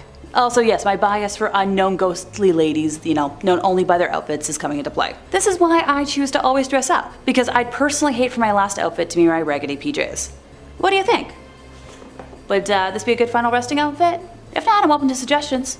Rudolph had passed away at the age of 31 in 1926 after surgery from an ulcer, and over 100,000 people gathered outside the funeral home. Fun fact, there were rumors that a wax replica was used to protect the body at the service. He was quite the popular heartthrob at the time. Heck, I'm racking my brain for like a modern day equivalent, and I'm failing. Just imagine your celebrity crush, but everyone also liked that same crush to a crazy level. It wasn't until after he had been laid to rest that the Woman in Black began to appear, and mainly she likes to come out on the anniversary of his death, dressed from head to toe in black, including a veil. She would leave roses on the grave and was originally thought to be Pola Negri, the woman he was engaged to during the time of his death, but nope. Many women have come forward claiming they are the Woman in Black. However, none of these claims have turned out to be true. Alrighty, ghostie number 2, Miss Virginia Rappy. On Labor Day in 1921, Virginia had attended a party for a Mr. Roscoe Arbuckle at the St. Francis Hotel, which was held to celebrate acquiring a very large contract. Sadly, at that very party, Virginia had become sick and mysteriously passed a few days later at only 26 years old. Now, many claims were made surrounding her death, including the possibility of Arbuckle taking sexual advantage of her, a claim that was later proven false but sadly had negatively affected his career. No one knows exactly what happened to her on that fateful Labor Day. Around the site of Virginia's grave, grave, folks have reported the temperature dropping to an icy cold climate, and have also heard what appears to be sobbing. Many believe that she is still dealing with this traumatic event, with many visitors clearly seeing her weeping on the edge of water that is located on the grounds. I'm sure there are plenty of other ghosties, so let me know if anyone knows of any that I might have forgotten. Number 2. Resurrection Cemetery. Located in Chicago, this cemetery is the home of a very well-known ghostie, Resurrection Mary, who is also commonly referred to as BLOODY Mary. Blame the interwebs for the spelling out. Has different origins, depending on who's telling the story, but the most shared narratives put her untimely death sometime in the late 1920s to early 1930s, when she was either a victim of a fatal car crash on the way to a night of dancing, or the unfortunate victim of a hit-and-run accident while she was walking home in the rain. Most documented reports of Mary describe her as a young, fashionable blonde woman, no older than mid-20s, wearing a white ball gown, accessories, and a hairstyle to match. The first person who claimed to encounter Resurrection Mary was a man named Jerry Pallas. In 1939, Jerry was at a popular dance hall when he was love-struck by a young blonde woman. He approached her, and the two hit it off and spent the night dancing away, even sharing a scandalous kiss. According to Jerry, her hands were as cold as ice, but he had a warm heart that made up for it. So, eventually, closing time came around, and Jerry offered the woman a ride home, and she asked to be taken down Archer Avenue. She motioned for Jerry to stop in front of the Resurrection Cemetery, and when he did, she got out and vanished before his eyes. Jerry was shaken with disbelief, but not too frightened to seek out answers. The next morning, he made his way to the address where Mary said she lived, over in Southside. He knocked on the door and encountered her mother. Now, when Jerry asked about the woman he had met the previous night, she informed him that she'd been dead for nearly 3 years. It turned out that, Jerry had encountered Resurrection Mary, and over the next few decades, several other men would have similar experiences. But that was the one that began the legend. One cab driver in the 1970s claimed to see a young woman standing in front of the Resurrection Cemetery one night, and he pulled over to check to see if she needed a ride, and as the woman approached the vehicle, she disappeared. Another encounter with Mary occurred in 1979 when a separate cab driver named Ralph claimed to pick up a young female hitchhiker he believed to be no older than 21. As the two drove up Archer Avenue, she suddenly jumped up and said, "Here, here." The car came to a sudden stop, and the woman pointed to a small abandoned shack off of the left side of the road. Now, Ralph questioned whether this was actually where she wanted to go, but before he got an answer, she disappeared without ever opening the door of his cab. His encounter was detailed in a 1979 issue of Suburban Trip magazine, and in 1980, Claire Rudnicki and her husband Mark were driving down Archer Avenue towards the cemetery when they spotted a young woman in a white gown slowly walking down the side of the road. Now, it was immediately obvious that she wasn't an ordinary person, as she was partially transparent with a white aura around her, almost as if she was glowing. Shocked, the couple wondered if they had just seen a ghost, and when they once again reached the spot where Mary was walking, you guessed it, she was gone. Mary is supposedly buried at this cemetery in Justice, Illinois, about a 30-minute drive southwest of Chicago, and it gives her stomping grounds as well as her iconic name. She likes to stick to that particular stretch of road on Archer Avenue, between the cemetery and what was once the O. Henry Ballroom in Willow Springs. Over the years, several researchers have tried to determine the exact identity of Mary, but no one knows. Due to the number of sightings and the credibility of those who claim to see her, Resurrection Mary is said to be one of Chicago's most famous ghosts. Number 1. Stull Cemetery. Stull Cemetery and the abandoned church that rests next to it is located in the tiny, nearly forgotten Kansas town of Stull. Oh, and it's believed to be one of the 7 portals to hell. Though counted among the most haunted cemeteries in the world, Stull Cemetery has gained a haunted reputation due to a legend that involves Satan. The legends say that these stories have been linked to Stull for more than 100 years, but none of them made it into print until the 1970s. Specifically, in November of 1974, an article appeared in the University of Kansas student newspaper that spoke of a number of strange occurrences in the Stull churchyard. According to the article, Stull was haunted by legends of diabolical, supernatural happenings, and the legends claimed that the cemetery was one of the 2 places on Earth where the devil appears in person 2 times each year. Apparently, most students learned of Stull's diabolical reputation from their grandparents, or,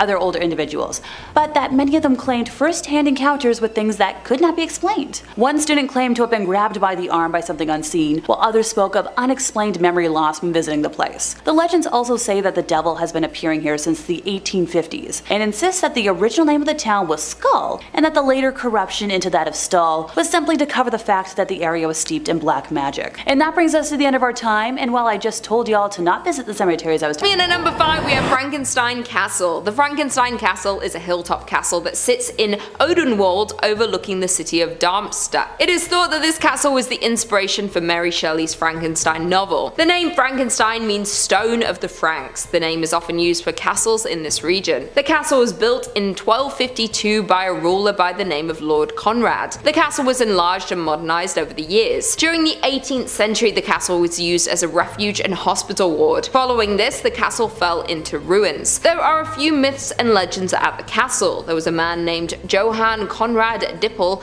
who reportedly was born in the castle. As he grew up, he became a professional alchemist. As well as this, he became intrigued by anatomy. There are rumors that he started to experiment using human bodies. Even more than this, they said that he attempted to reanimate his experiments using lightning. The people didn't approve of his experiments. The local people still tell stories of Dippel, including Mary Shelley's grandmother. It is thought that this was the basis of a story that is well known today. There are many tales like this from the castle. It seems to have seen a lot of phenomenal things since it was built. There is also the story of Lord George and the dragon. In the 1800s, it is said there was a dangerous dragon that lived in the well. Every night it would crawl from the well and make its way to the local village where it would eat the peasants. They live in fear of the dragon taking more of them. One day a knight named Lord George came through town and they pleaded with him to end the dragon's reign of terror. The next day he put on his armor and rode up to the castle to find the well. He found the dragon and the two fought for hours. They were both ready to pass out from exhaustion when George landed the final blow to the dragon. As he fell, he struck the knight with his tail, which contained poison. The village was so relieved and happy that the dragon was gone, they gave George an honorable burial. To this day, you can visit and pay respects to him. It is said that today the ghosts of these tales haunt the castle. Although the castle is in ruins, the stories and spirits still remain. If the Frankenstein story is anything to go by, these are some spirits that you should avoid at all costs. You won't want a reanimated soul coming after you or latching onto your vessel. Coming in at number 4, we have Black Forest. The Black Forest is a large mountain range in southwest Germany. With such an ominous sounding name, it should come as no surprise that the mountain is considered to be haunted. The local folklore tells of ghosts, witches and werewolves. Some even claim that the devil haunts the forest. One of the now most famous stories is that of Der Grobman, who most probably don't know was the origin of Slenderman. The story goes that Der Grobman was a fairy who lived in the Black Forest. The local children were warned if they wandered into the forest they would be taken. For children who did go in the forest despite the warning, the tall man would chase them throughout the forest until he finally caught them. He would often prolong his search to taunt the children. Once he had them in his clutches, he would steal them away. They would never be seen again. His appearance is tall, incredibly thin with multiple upper limbs like that of a spider. It is said he can easily hide behind the trees, making his limbs stretch out like branches of a tree. There are even some woodcuts of the creature reaching back to the 16th to 18th century. There is evidence reaching back even further in time. A journal entry was found of a distraught parent. There is a long history of Der Grobman wreaking havoc on the local community. It is believed that this creature still lives in the Black Forest. The local residents still warn about children wandering off from their family. They try to warn any tourists who would want to camp in the forest or go for a hike overnight. Unless you want to meet the real life Slenderman, I would avoid this on your trip across Germany. Coming in at number 3, we have Elt's Castle. Elt's Castle is nestled in the hill of Germany. It is still owned by the families who originally built it more than 33 generations ago. Elt's Castle is one of the only castles left which has never been destroyed by the events of the medieval era or subsequent wars. The house is split into 3 sections due to the 3 families who built on the land together. The Rubenack and Rodendorf sections of the home are open to the public, but the Kempenich branch of the family uses the other third of the castle.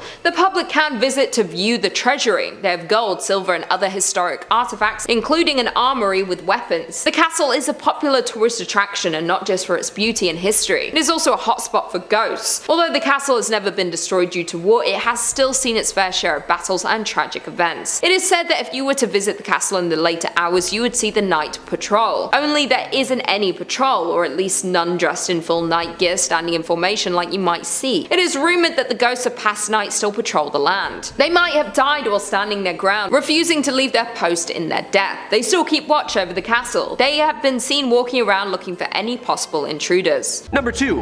Ancient Ram Inn. Of course we needed an ancient old haunted inn, didn't we? Isn't this the start of like every great horror movie? The lights flicker in an old haunted inn in the middle of nowhere. The bell dings but no one answers. Should have been a writer. Well, luckily this is also a functioning pub, and it's located in Watton-under-Edge, a market town within the district of Gloucestershire, England. Look at this place. It's like bending and molding to the earth, like a fence that's grown around a tree. This thing is old. The inn has been owned and operated by many people, going back as far as 1,000 years, since like 1145.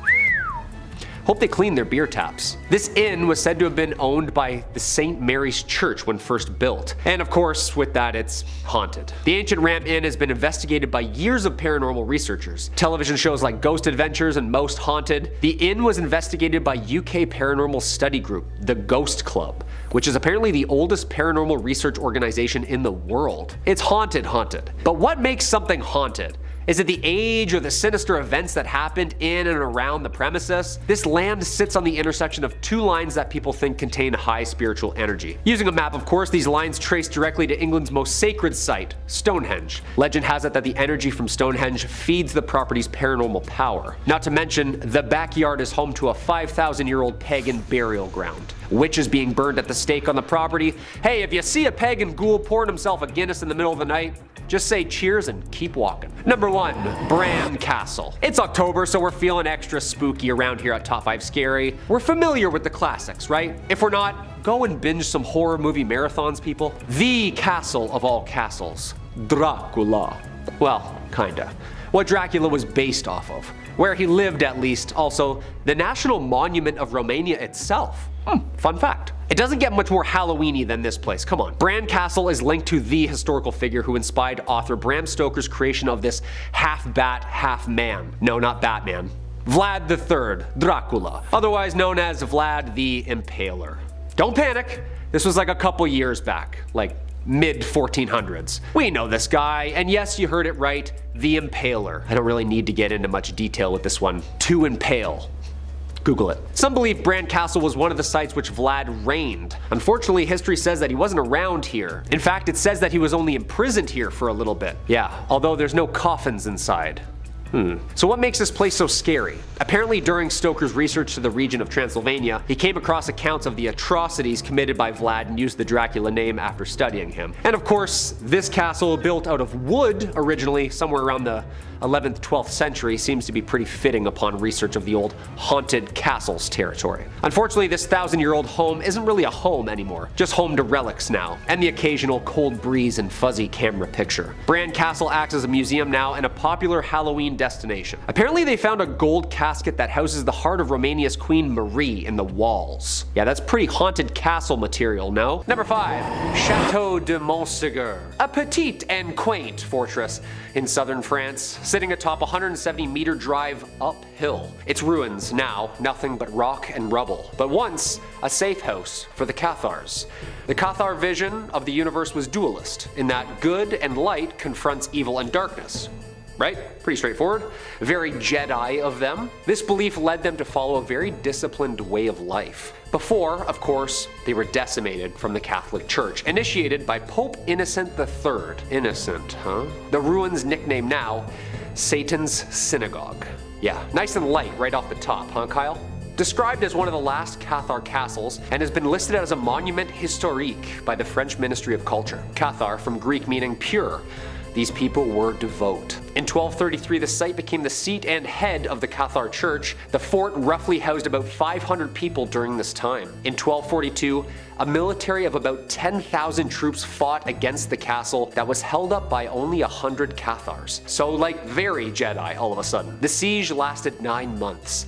Until 2 years later, the castle finally surrendered. North of 200 Cathars were burned in a giant bonfire, unless they renounced and changed their faith, some taking the Cathar vow just weeks before this. Those who renounced the Cathar faith were allowed to leave, but the castle itself destroyed. The field below, now famously known to have been where hundreds of men and women were burned alive. The apparent bonfire that happened sparked a curse from the Cathar peoples. Legends of these ruins say any person who strays off the marked footpaths of these ruins and loses their footing will drop off of every side of the citadel in the sky.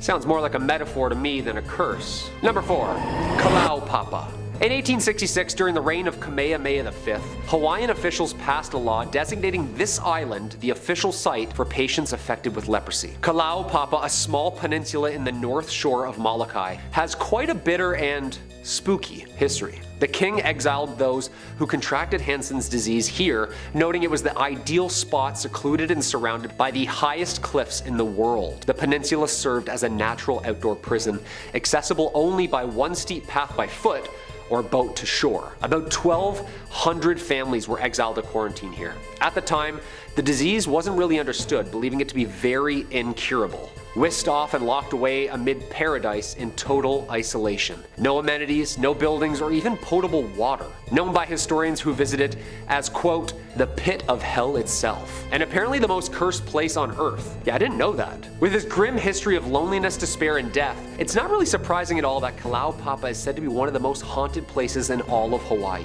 This island was basically a death sentence for those on it. Shackles, cages, caves. Sounds about right to be haunted by the afterlife. Number 3. The Vanishing Village. Way up north, a village named after a bountiful, massive freshwater lake in Canada's Nunavut.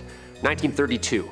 A Canadian fur trapper and explorer went to the village of Anjakuni Lake. The people's known there for their markets of elaborate fish and extensive wine. This village was a staple for most on the map. Joe LaBelle, a well-known fur trapper and well-known in the village, had an otherworldly sight when he arrived. He arrived and sensed something was a little wrong, a little too quiet, too foggy. He found that the village was completely emptied and deserted, even though there were lots of signs of life still present. Campfires blazing, pots still boiling, doors were even open, and food out waiting to be served. Thousands of Anjakuni villagers had simply vanished. He sent a telegraph to the closest RCMP office and told them about his account. And here's the scary part. They launched an official investigation which was never solved. They took a testimony from another trapper and his 2 sons who said they saw a large cylindrical object transform into a bullet shape before flying directly over Anjakuni Lake. At the village, the police found the kayaks were still on the beach, meals still in the early stages of rot, and apparently the headstones were even stacked neatly in piles on either side of the graves. Okay? To this day, there's no proper explanation for this mass disappearance of people and the hundreds of empty graves. Coming in at number 2 are Barbenhausen Barracks. The town of Barbenhausen includes a lot of medieval structures, including a castle from the 12th century. They also have a city wall that was mostly knocked down during war, along with many old homes that were used during World War II. When the last member of the family who built and owned the town died, there was a 35-year conflict over who would have the right to inherit it. The town has seen a lot of battles and conflict for a small town situated close to Frankfurt. It seems the land here was sought after and people were willing to fight to get it. The town still stands today with the remains of its past, a little rundown but still standing. It is believed that areas of the town are haunted by the ghosts of World War II soldiers. There have been classic signs of paranormal activity reported by locals and those who happen to pass through the town. Lights in homes turn off and on by themselves, even ones that are unlived in. Others have heard stomping footsteps with no source. It sounds like a great number of soldiers marching all at once, but if you were to investigate, you would see nothing there to create the noise. The most terrifying part of the hauntings are the voices. They have been heard in multiple homes. They often come from the basement like a whisper. When you hear the voices, you are filled with fear, as if the voices are scared of being found out. There is also an individual ghost in the area. A woman's voice has been heard speaking backwards or in some language no one could understand. It has been reported that a witch was burned at the stake in the 19th century, and it's believed she is still there. Some say she seduced and attacked several German soldiers in an attempt to protect her land when they were staying in the town. The town is full of history that might intrigue you to visit, but be warned there are many spirits trapped here and they might not all be so friendly. And finally, in at number 1 we have Kransberg Castle. Kransberg Castle was built in 1170 to fortify the area of Kransberg. The medieval building was acquired by the military and used for intelligence purposes during World War II and the Cold War. It has over time been restored to its original state to preserve its history. During its military use, it gained a lot of negative stories and people viewed it as somewhere to avoid at all cost. After the war, it was turned into a prison camp for war criminals. It's reported that the castle has seen a lot of death. People may have been tortured for information or to find out their involvement in the war. Either way, the energy here was evil. Since this period of time, there have been reports of paranormal events happening frequently. There is even a bunker that was built under the castle to contain the secretive things happening here. This links to other buildings in the area. They use this to smuggle prisoners under the castle. If you were to visit the castle, or if you brave the bunker, if you can find it, you would experience some intense paranormal activities. Screams have been heard from around the castle, screams that are begging for help or for mercy. There have even been ghosts dressed in military uniform walking around the castle late at night. There is a lot of mystery here and secrets that people wanted to hide from the public. You might get surprised if you were to investigate too much into what happened here. Coming in at number 5 we have Capuchin Monastery Catacombs, Palermo, Italy. This location is not for the squeamish. The Capuchin Monastery Catacombs is home to thousands of well-dressed corpses, one of the world's most bizarre and morbid tourist attractions. After walking through the monastery, you descend into the catacombs where you have the chance to share small, enclosed space with thousands of corpses that have been well preserved. Some hanging from the walls, some laying down, and others sat on benches. They believe that having the dead on display like this shows respect to them. Here, nothing stands between the living and the dead, other than a sign asking people to be respectful. The ill-lit, musty catacombs have been separated into a few corridors, each one hosting a specific type of person. There is a room for religious figures, mainly those affiliated with the monastery, for professionals such as doctors, and a room for women. There is a corpse of a person that's said to be so well preserved that she simply looks like she is sleeping. She has been given the name Sleeping Beauty. I don't know about you, but that sounds pretty terrifying. It is believed that the particularly dry atmosphere allowed for the natural mummification of the bodies. Initially, priests would lay the dead on shelves and allow them to drip until they were completely depleted of bodily fluids. A full year later, the dried out corpse would be rinsed with vinegar before being redressed in their best attire and sent to their proper room to stand for eternity. Who knows how many of their spirits still roam the catacombs with no way out? It's not a question I want to find the answer to. In at number 4 we have Black Swan Hotel in York, England. The city of York was built back in 71 AD and was founded between 8000 and 7000 BC. First inhabited by Romans, then Vikings, it has a long history, making it the perfect place for ghosts and spirits to roam. Some have even claimed that it is the most haunted city in the world. Just one of the many haunted locations in York is the Black Swan pub. It was built for William Bowes, a merchant and sheriff of York in 1417, who also became Lord Mayor in 1428. There are few unusual features and stories surrounding the pub. There is a passageway that was built under the building. It is unclear why this was built, but there have been rumors it once led to the church.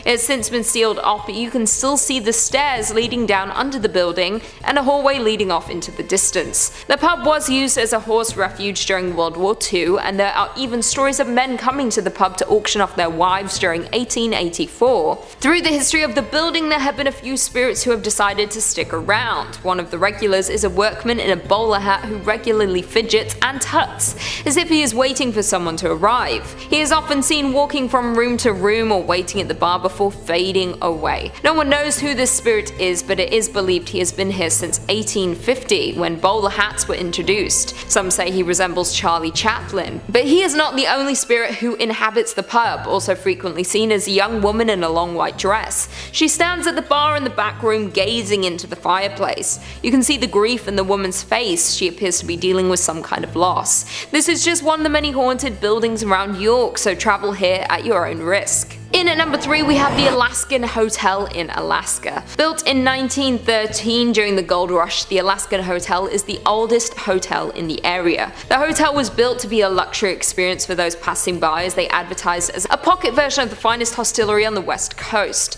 The high fashion and glitz were a paltry concealment for the legal prostitution and sale of illicit substances that went on there throughout its history. The hotel overcame many issues that it faced since opening, one being the 1980 imposition of bone-dry prohibition. They turned their bar into a cafe serving soda while also running a speakeasy like most of the previous bars at the time.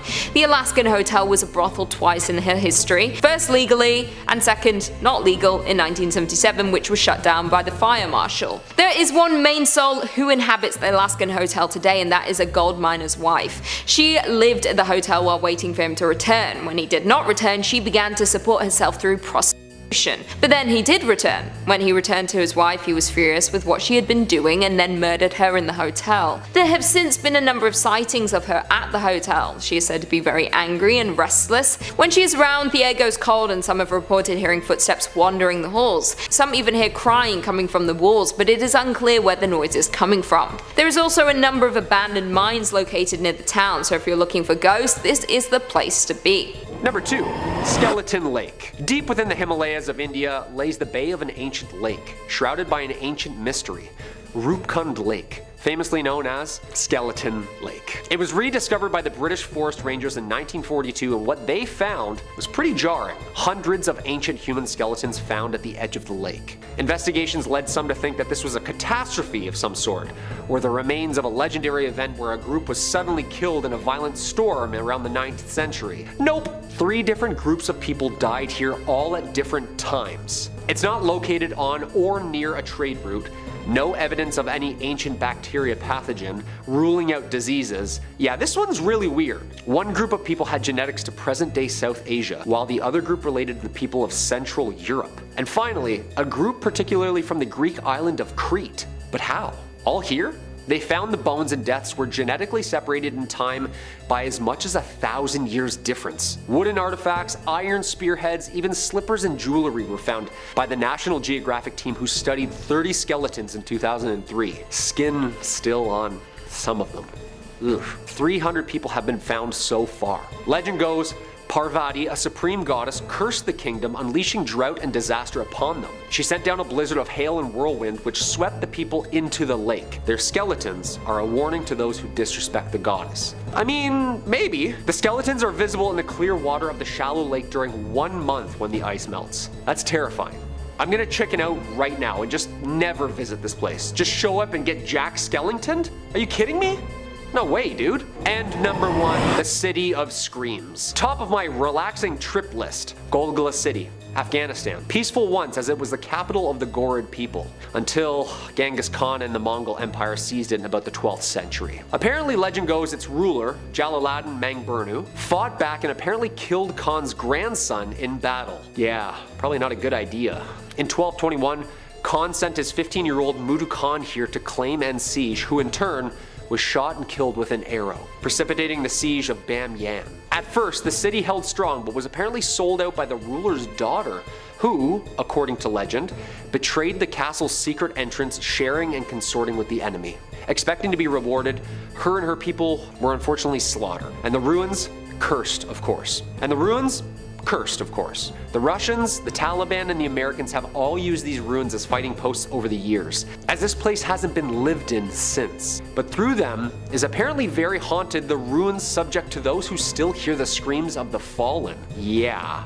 Terrifying. Haunting sounds of screaming and warfare are echoed here, thus giving it its famous name of the City of Screams. Dark horseback figures to even full-on uniformed specters are seen atop the rubble. Yeah, I just say we just avoid this place completely and just kind of back away slowly out of respect, you know? We have Pendle Hill, also known as Penhull. Pendle Hill is located in the Lancashire countryside, near the villages of Burnley, Colne, Padiham, Clitheroe, and Nelson. Pendle Hill is famous for George Fox's visitation, the Quaker movement leader in 1652, and the barometer experiments of Richard Towneley in 1661. I feel like I'm missing something else they were famous for. Let's see if I can get the gray matter in here working. Oh, right. It's home to a very famous witch trial. Locals to the area know very well the story of the 10 women executed for witchcraft at Pendle Hill in the 17th century, who, still haunt the area. The story of the Pendle Witches is an excellent example of a well-documented allegation of witchcraft. So this tale begins way back in the year 1612, when there was said to be a family of local peasants who lived in a vast limestone tower. However, the family was no ordinary family. These peasants had enormous powers and were reported to be in league with the devil. According to reports, the family made clay effigies out of teeth and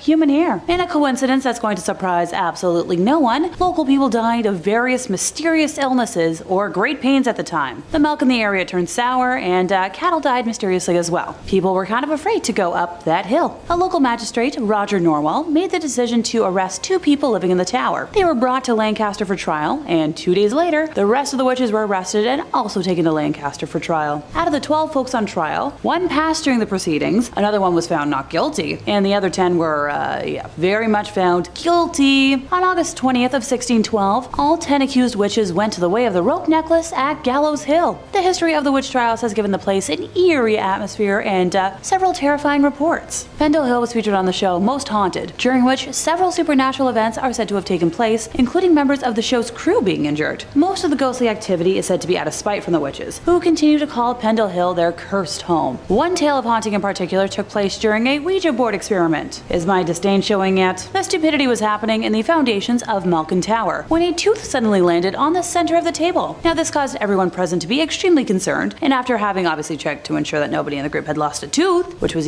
definitely human, it left the folks involved in a quandary as to how it got there. The tooth was eventually identified as belonging to an adult of around 40 years of age, and was in fact an old tooth. And if a league of ticked off witches wasn't enough ghosties for y'all, a Bronze Age burial site has been discovered at the hill's summit.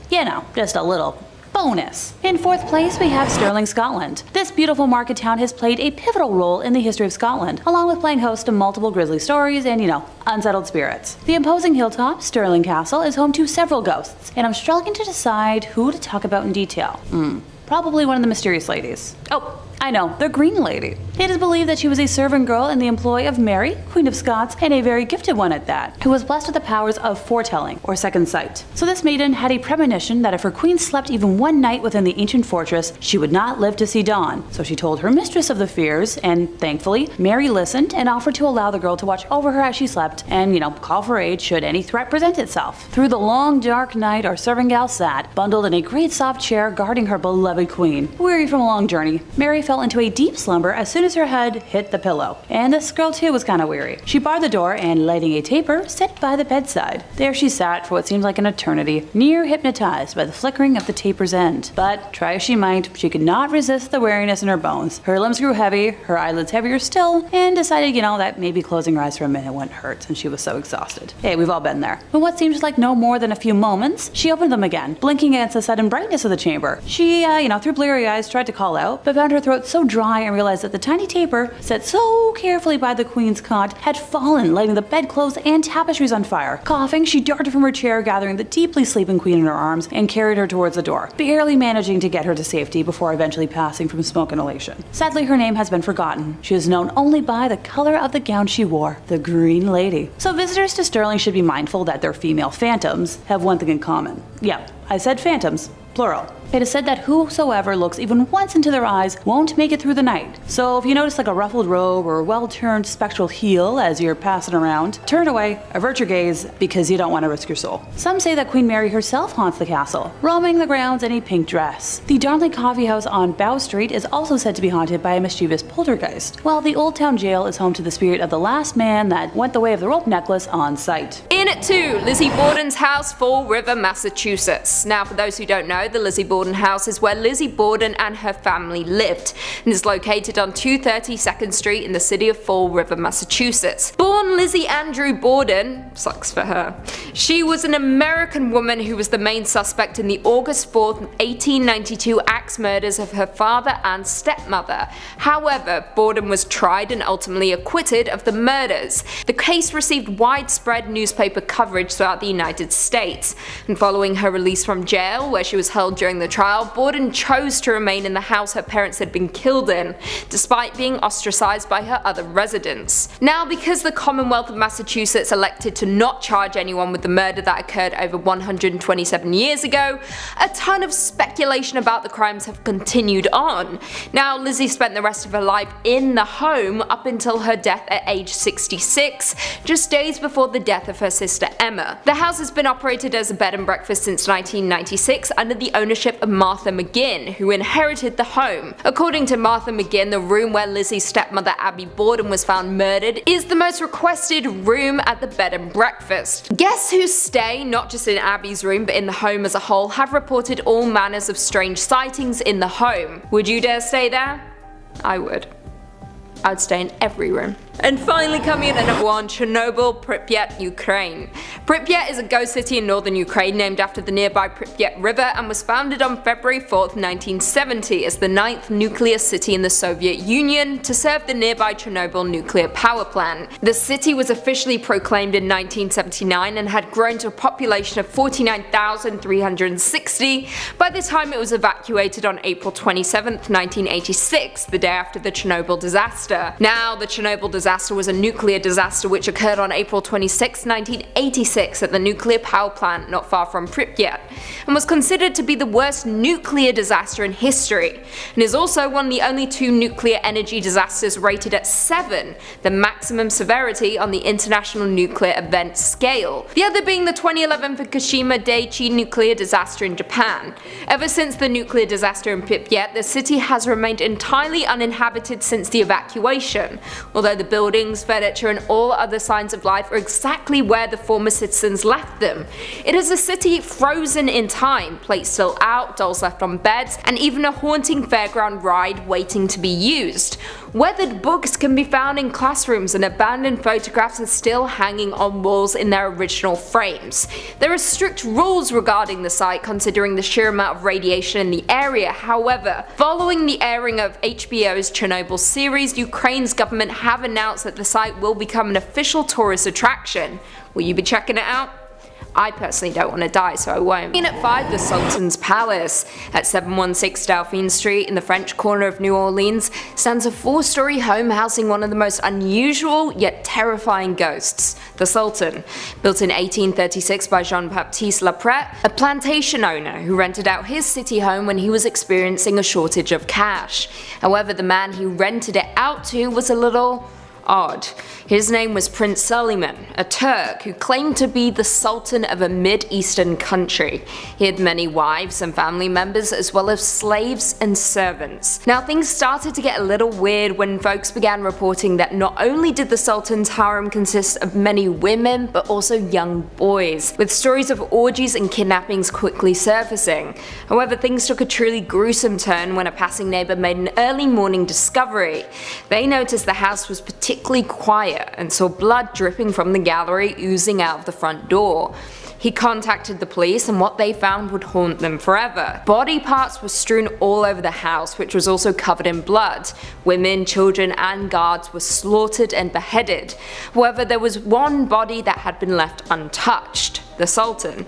He had been buried alive with one hand reaching up through the dirt, almost as if he was trying to claw his way out. The identity of the murderer still remains a mystery to this day, and as of today, his angry spirit is said to roam the home, creating unusual noises, playing loud music, as well as making unwelcome advances on passing female residents. Coming in at 4, the Queen Mary, Long Beach, California. The RMS Queen Mary is a retired British ocean liner that sailed the North Atlantic Ocean between 1936 and 1967 for the Cunard White Star Line. She was built by John Brown and Company in Scotland along with RMS Queen Elizabeth, with the ships being built as a planned 2-ship weekly express service between Southampton and New York. However, with the outbreak of the Second World War, Queen Mary was converted into a troop ship and ferried Allied soldiers during the war. Following that, she was refitted as a passenger service before retiring completely in 1967, during which time she sailed from Southampton to the port of Long Beach, California, where she remains permanently moored. However, since that day, claims have been made that the ship is haunted, with Time magazine including it among its top 10 haunted places. According to some reports, one of the staterooms is alleged to be haunted by the spirit of a person murdered there, supposedly anyway. The Queen Mary also explicitly promotes suite room B340, which was a former third-class cabin as, I quote, notoriously haunted.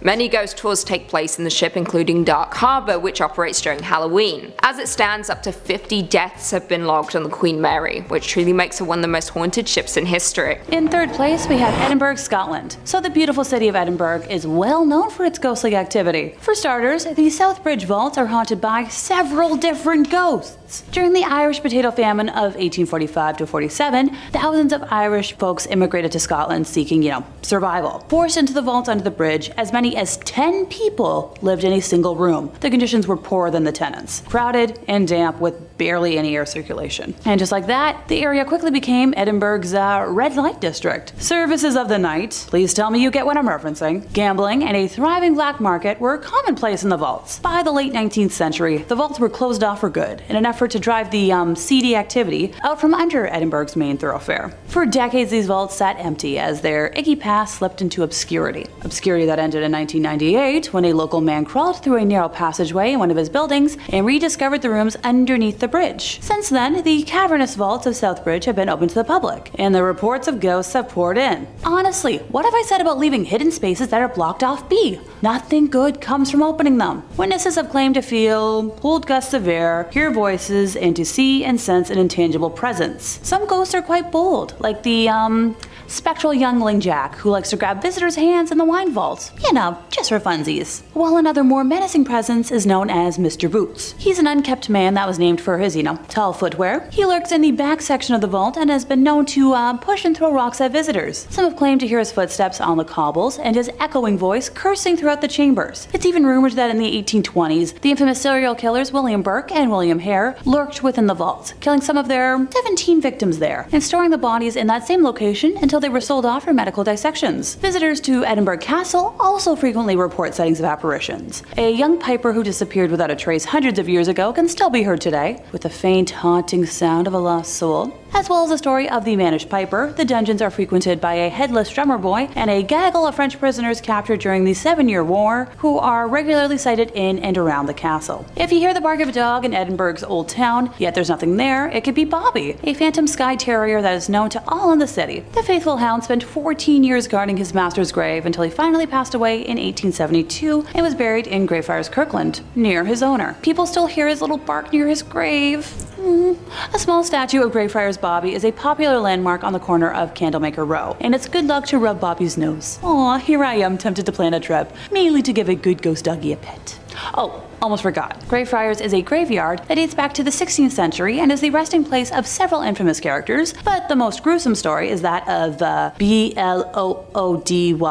Mackenzie. Look, the interwebs really don't like when I say that word, so bear with me here. This wealthy lord was tasked with punishing hundreds of prisoners who refused to change their religion. Locals believe that the ghost of Mackenzie haunts the graveyard after his tomb was disturbed by a homeless man who broke into the graveyard at night. As soon as he laid hands on the tomb, the floor opened up beneath him and he dropped into a shallow grave containing plague victims. Since then, many other freaky episodes have taken place nearby. A woman was found unconscious with bruises around her neck, and many claim that it was Mackenzie's poltergeist, continuing his evil deeds in death as he did in life. No biggie. In second place, we have Canterbury, Kent. While this medieval city might be aesthetically stunning, it has quite the dark past. The ghosties here tend to be a little more spread out than other places, and have different tales. So let's have fun with some short and sweet descriptions. For starters, Canterbury Cathedral, a pilgrimage site for centuries, is the home to many restless spirits. Archbishop of Canterbury was famously and brutally killed by the King's Knights in 1170. Becket's place of death has a large welded cross above it with 2 swords. His tomb can be found near the high altar, where his apparition still appears to visitors. Other cathedral ghosts include a nun and the ghost of Simon of Sudbury, who was the Archbishop of Canterbury from around 1375. Other paranormal hotspots in Canterbury include Tiny Tim's Tea Room, haunted by the spirits of 3 younglings whose remains were found within the walls during restoration. And hey, if you hang around Hawks Road, you might glimpse Abigail, a sad soul who frequents the area. Another spooky house in the area is the Bishop's Finger, which is located on St. Dunstan Street. In the 19th century, a housekeeper by the name of Ellen Bleen discovered that her employer, a priest, was having an affair with a younger woman. It is said that Ellen poisoned the pair with a meat pie and then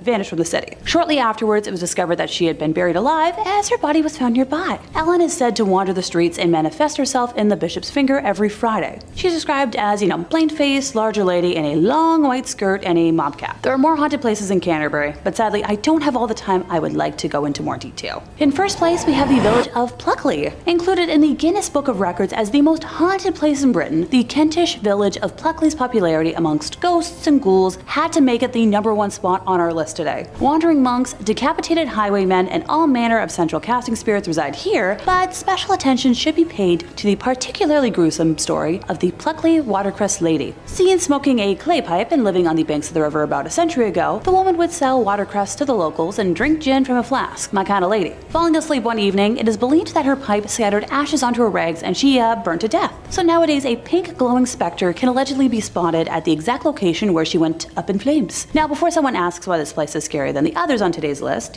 other ghosties who frequent in the town include the specter of the highwaymen who hide in a tree at Pinnock, a phantom coach and horses who pop up in several areas around the village, the ghost of a Romani woman who drowned in a stream, a miller who has been seen at Mill Hill, the hanging body of a schoolmaster in Dickie Bus's Lane, a colonel who hanged himself in Park Wood, a man smothered by a wall of clay who drowned at the brickworks, the lady Lady of Rose Court, who is said to have poisoned herself in despair over a love triangle. The White Lady, a young woman who was apparently buried inside 7 coffins and an oak sarcophagus, who haunts St. Nicholas's Church, but not to be confused with the Red Lady, regrettably a member of the family who haunts the churchyard of St. Nicholas's Church. Oh, and a small white dog has also been reported in the same location. Now, I don't know about y'all watching, but that's a few more ghosties than I'd like to see in a smaller town. And the fact that they like to roam and not stay in one spot? Hard pass. Coming in at number 5, Hill of Crosses in Lithuania.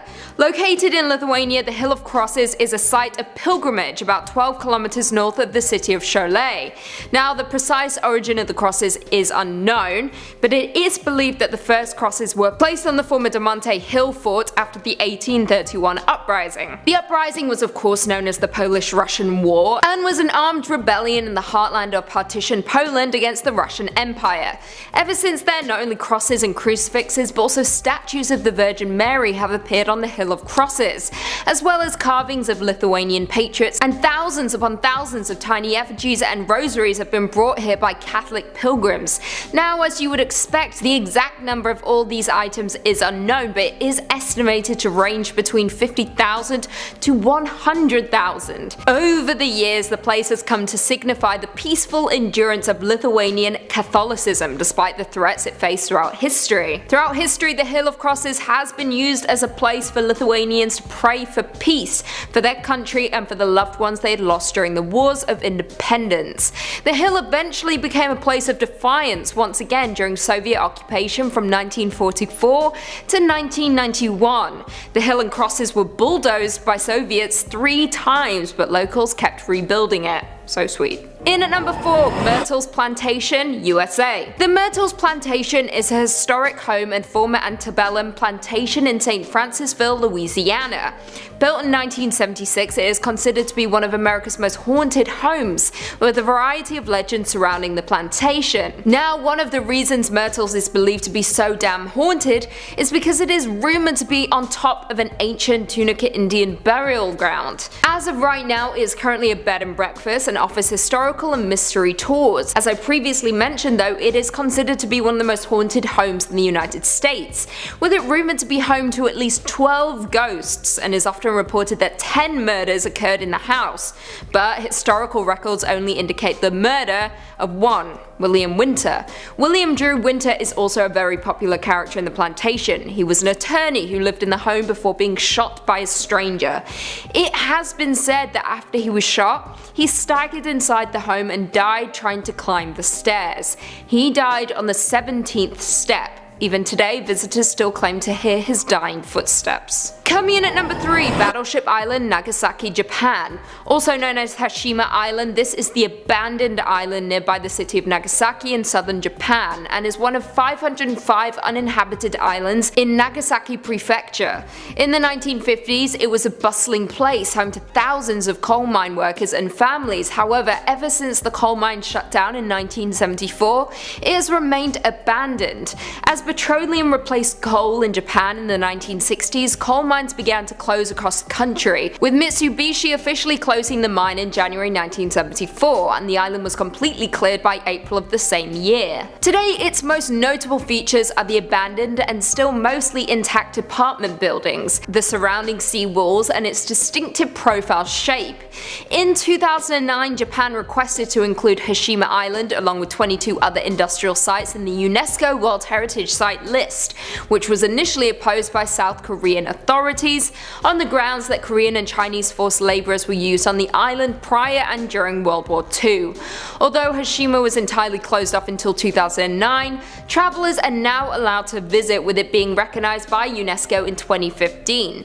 You may also recognize the site from the big screen, with it serving as the secret headquarters of Bond villain Raoul Silva in the 2012 movie Skyfall. Coming in at number 2, we have City of the Dead, North Ossetia, Russia. Not many people have been to the City of the Dead. It is a dangerous and long journey to reach the village. There are also myths and legends warning that those who do reach the city never return. Reaching this mystifying destination requires a 3-hour drive, taking you down a dangerous and hidden road. It is located in North Ossetia in Russia. If you do manage to reach the city, you will come across many white huts that look like houses. However, they are not. These are actually stone crypts. It is said that in the 18th century a plague plague hit the city, leaving no one behind. The clans built quarantine houses for the sick. They would bring the food but not the freedom to move about until death claimed their lives. The even sadder side is that people who did not have family to build the hut or bring them food simply went to the large graveyard and simply waited for death. It was a very slow and painful way to go. For those who dare to visit the city, a little well was created outside of each home. If you drop a coin in the well and you hear it hit the stone at the bottom, then the person who died here went to heaven. If you do not hear a noise, then this indicates that the spirit did not pass on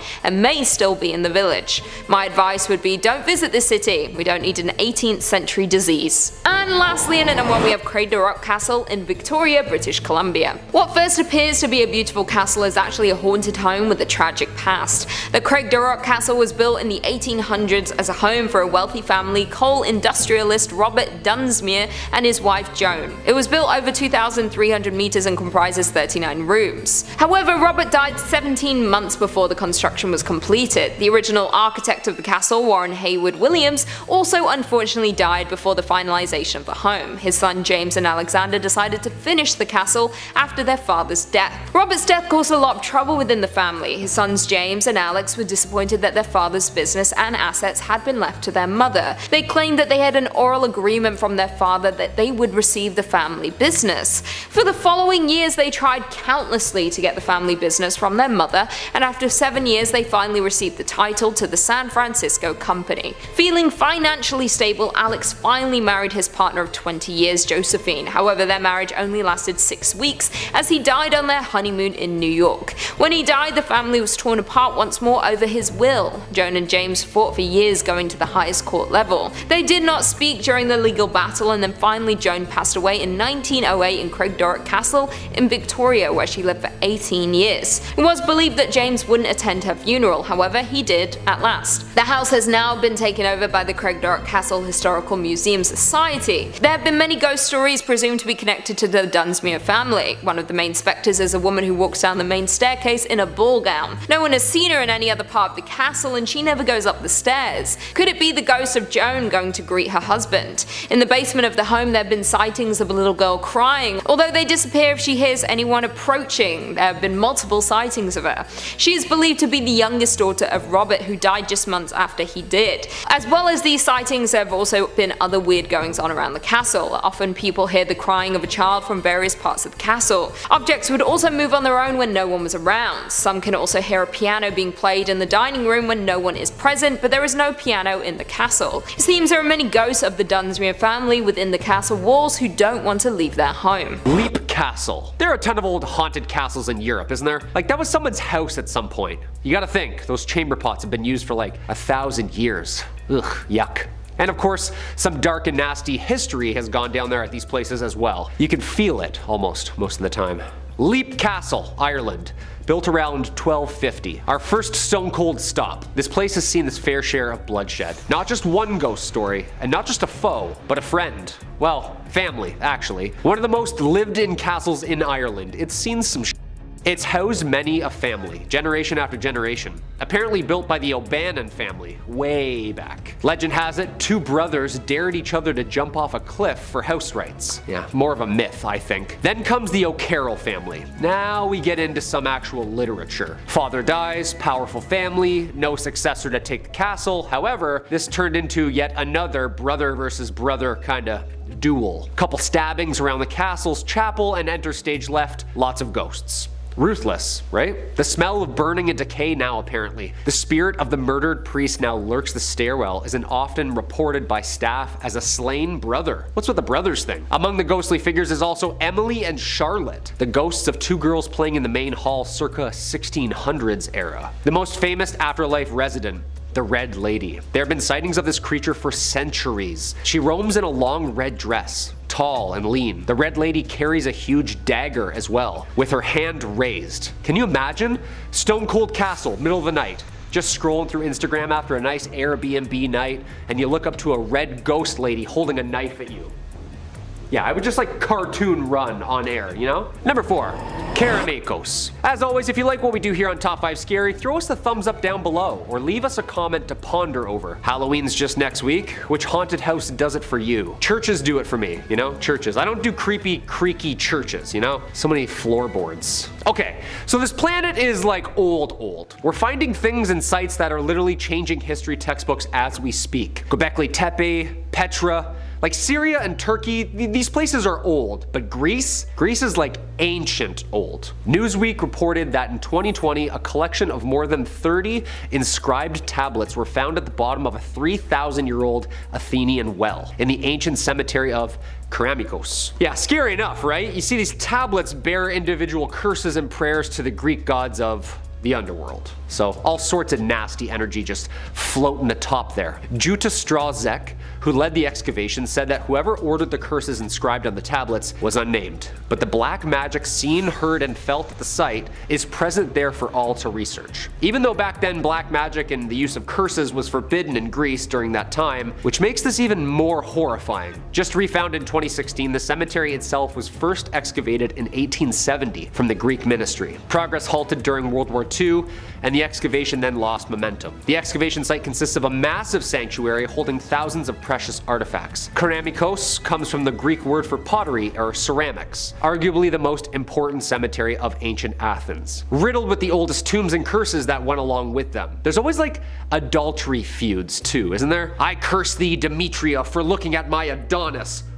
Like lots of jealousy and lying back then, it seems. Number 3, Kaimuki House. This Halloween, if you're trick-or-treating, listen to old Uncle Kyle and do not go near this house. Located in the Kaimuki neighborhood of Honolulu, Hawaii, this place has a horrifying reputation. Apparently, murder and a most foul nature has occurred in the house many times. Murder case after disappearance, the local stories became fiction. It's now known by locals as the most haunted place on the island. And here's why. The house itself looks like a normal, surf-friendly home. Yeah, not really.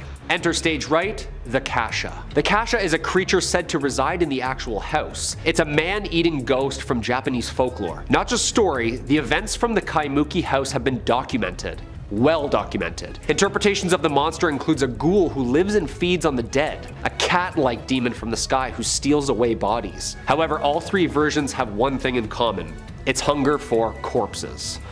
Ooh. In 1942, police officers were called to the house by a woman who apparently kept repeating, "She's trying to get my children." Upon entering the house, the officers could do nothing but apparently watch in horror as the members of the family were all levitating and ragdolled and hurled across the room by an unknown force. The police were baffled and decided to just load everybody up in the car and leave the premises. The original Kaimuki house was torn down during the summer of 2016 and has since yet been under investigation and new construction. Okay. So no vacation in Hawaii this summer. Noted. Coming in at 3, Eastern State Penitentiary, Philadelphia. Also known as ESP, this is a former American prison located in Pennsylvania and was operational from 1829 to 1971. America's most notorious criminals lived in these walls, including Al Capone and bank robber Willie Sutton. Initially designed by John Haviland, Eastern State is considered to be the world's first true penitentiary and was renowned for its revolutionary system of incarceration, also known as the Pennsylvania system, or separate system, which encouraged separate confinement for inmates as a form of rehabilitation. Inmates were housed in cells that could only be accessed by a small door that led to an equally as small exercise yard attached to the back of the prison. Rumor has it the doors were small so prisoners would have a harder time attempting to get out, thus minimizing the chances of a guard getting attacked. While others have suggested the small doors forced prisoners to bow while entering or exiting their cells, which is related to penance and ties in with the religious inspiration of the prison. When an inmate would leave the cell, his head would be covered with a hood, so he couldn't see or be seen by others. However, by 1913, the penitentiary was forced to abandon its solitary system due to overcrowding, before closing its doors entirely in 1970. As of today, the penitentiary welcomes thousands of visitors yearly for both its museum and ghost tours, with some folks reporting paranormal happenings including disembodied laughter, shadowy figures, and pacing footsteps. Coming in at 2, St. Augustine Lighthouse, Florida. This lighthouse is a private aid to navigation and an active working lighthouse in Florida, and was built between 1871 and 1874. As it stands, nearly 225,000 people visit the lighthouse annually, due to its reputation for otherworldly visitors.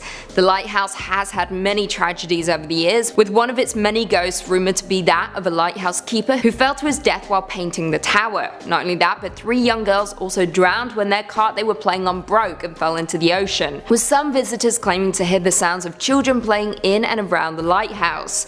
This haunted location has been featured in episodes of the sci-fi series Ghost Hunters, as well as My Ghost Story. However, researcher Joan Nichol, who investigated the lighthouse, has stated that there is no credible evidence the place is haunted, and instead noted that the spooky noises are just seagulls or even the wind. Party pooper. And finally, coming in at number 1, Leap Castle Island. Leap Castle, yep, it's pronounced Leap, is a castle located in Calgary County, Offaly Island. Now, there are varied accounts of when the castle came to be, with most sources pointing to the 13th century or even as late as the 15th century. Now, it was originally built by the O'Bannon clan before ruling was taken over by the O'Carroll clan. However, all was not well within the castle. Legend has it that during a struggle for power within the clan during the 1530s, one member plunged a sword into his brother, a priest, while he was holding mass in the castle chapel. The butchered priest fell across the altar and passed away in front of his family. The room is now formally known as the Bloody Chapel, with many witnesses claiming to have spotted the priest haunting the area at night.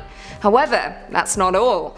The castle's history is incredibly macabre. During renovations in the early 1900s, a few workmen stumbled across a secret dungeon in the Bloody Chapel that was housing human skeletons that filled 3 cartloads when hauled away. The dungeon was designed in a way that prisoners would fall through a trapdoor and instantly have their lungs punctured by wooden spikes at the bottom, ultimately dying a slow and painful death. Many tourists have also spoken of a red lady who is reported to walk the halls at night holding a dagger. The castle has become notorious around the globe, with media flocking to capture its paranormal offerings, including ABC Family's Scariest Places on Earth and Living TV's Most Haunted.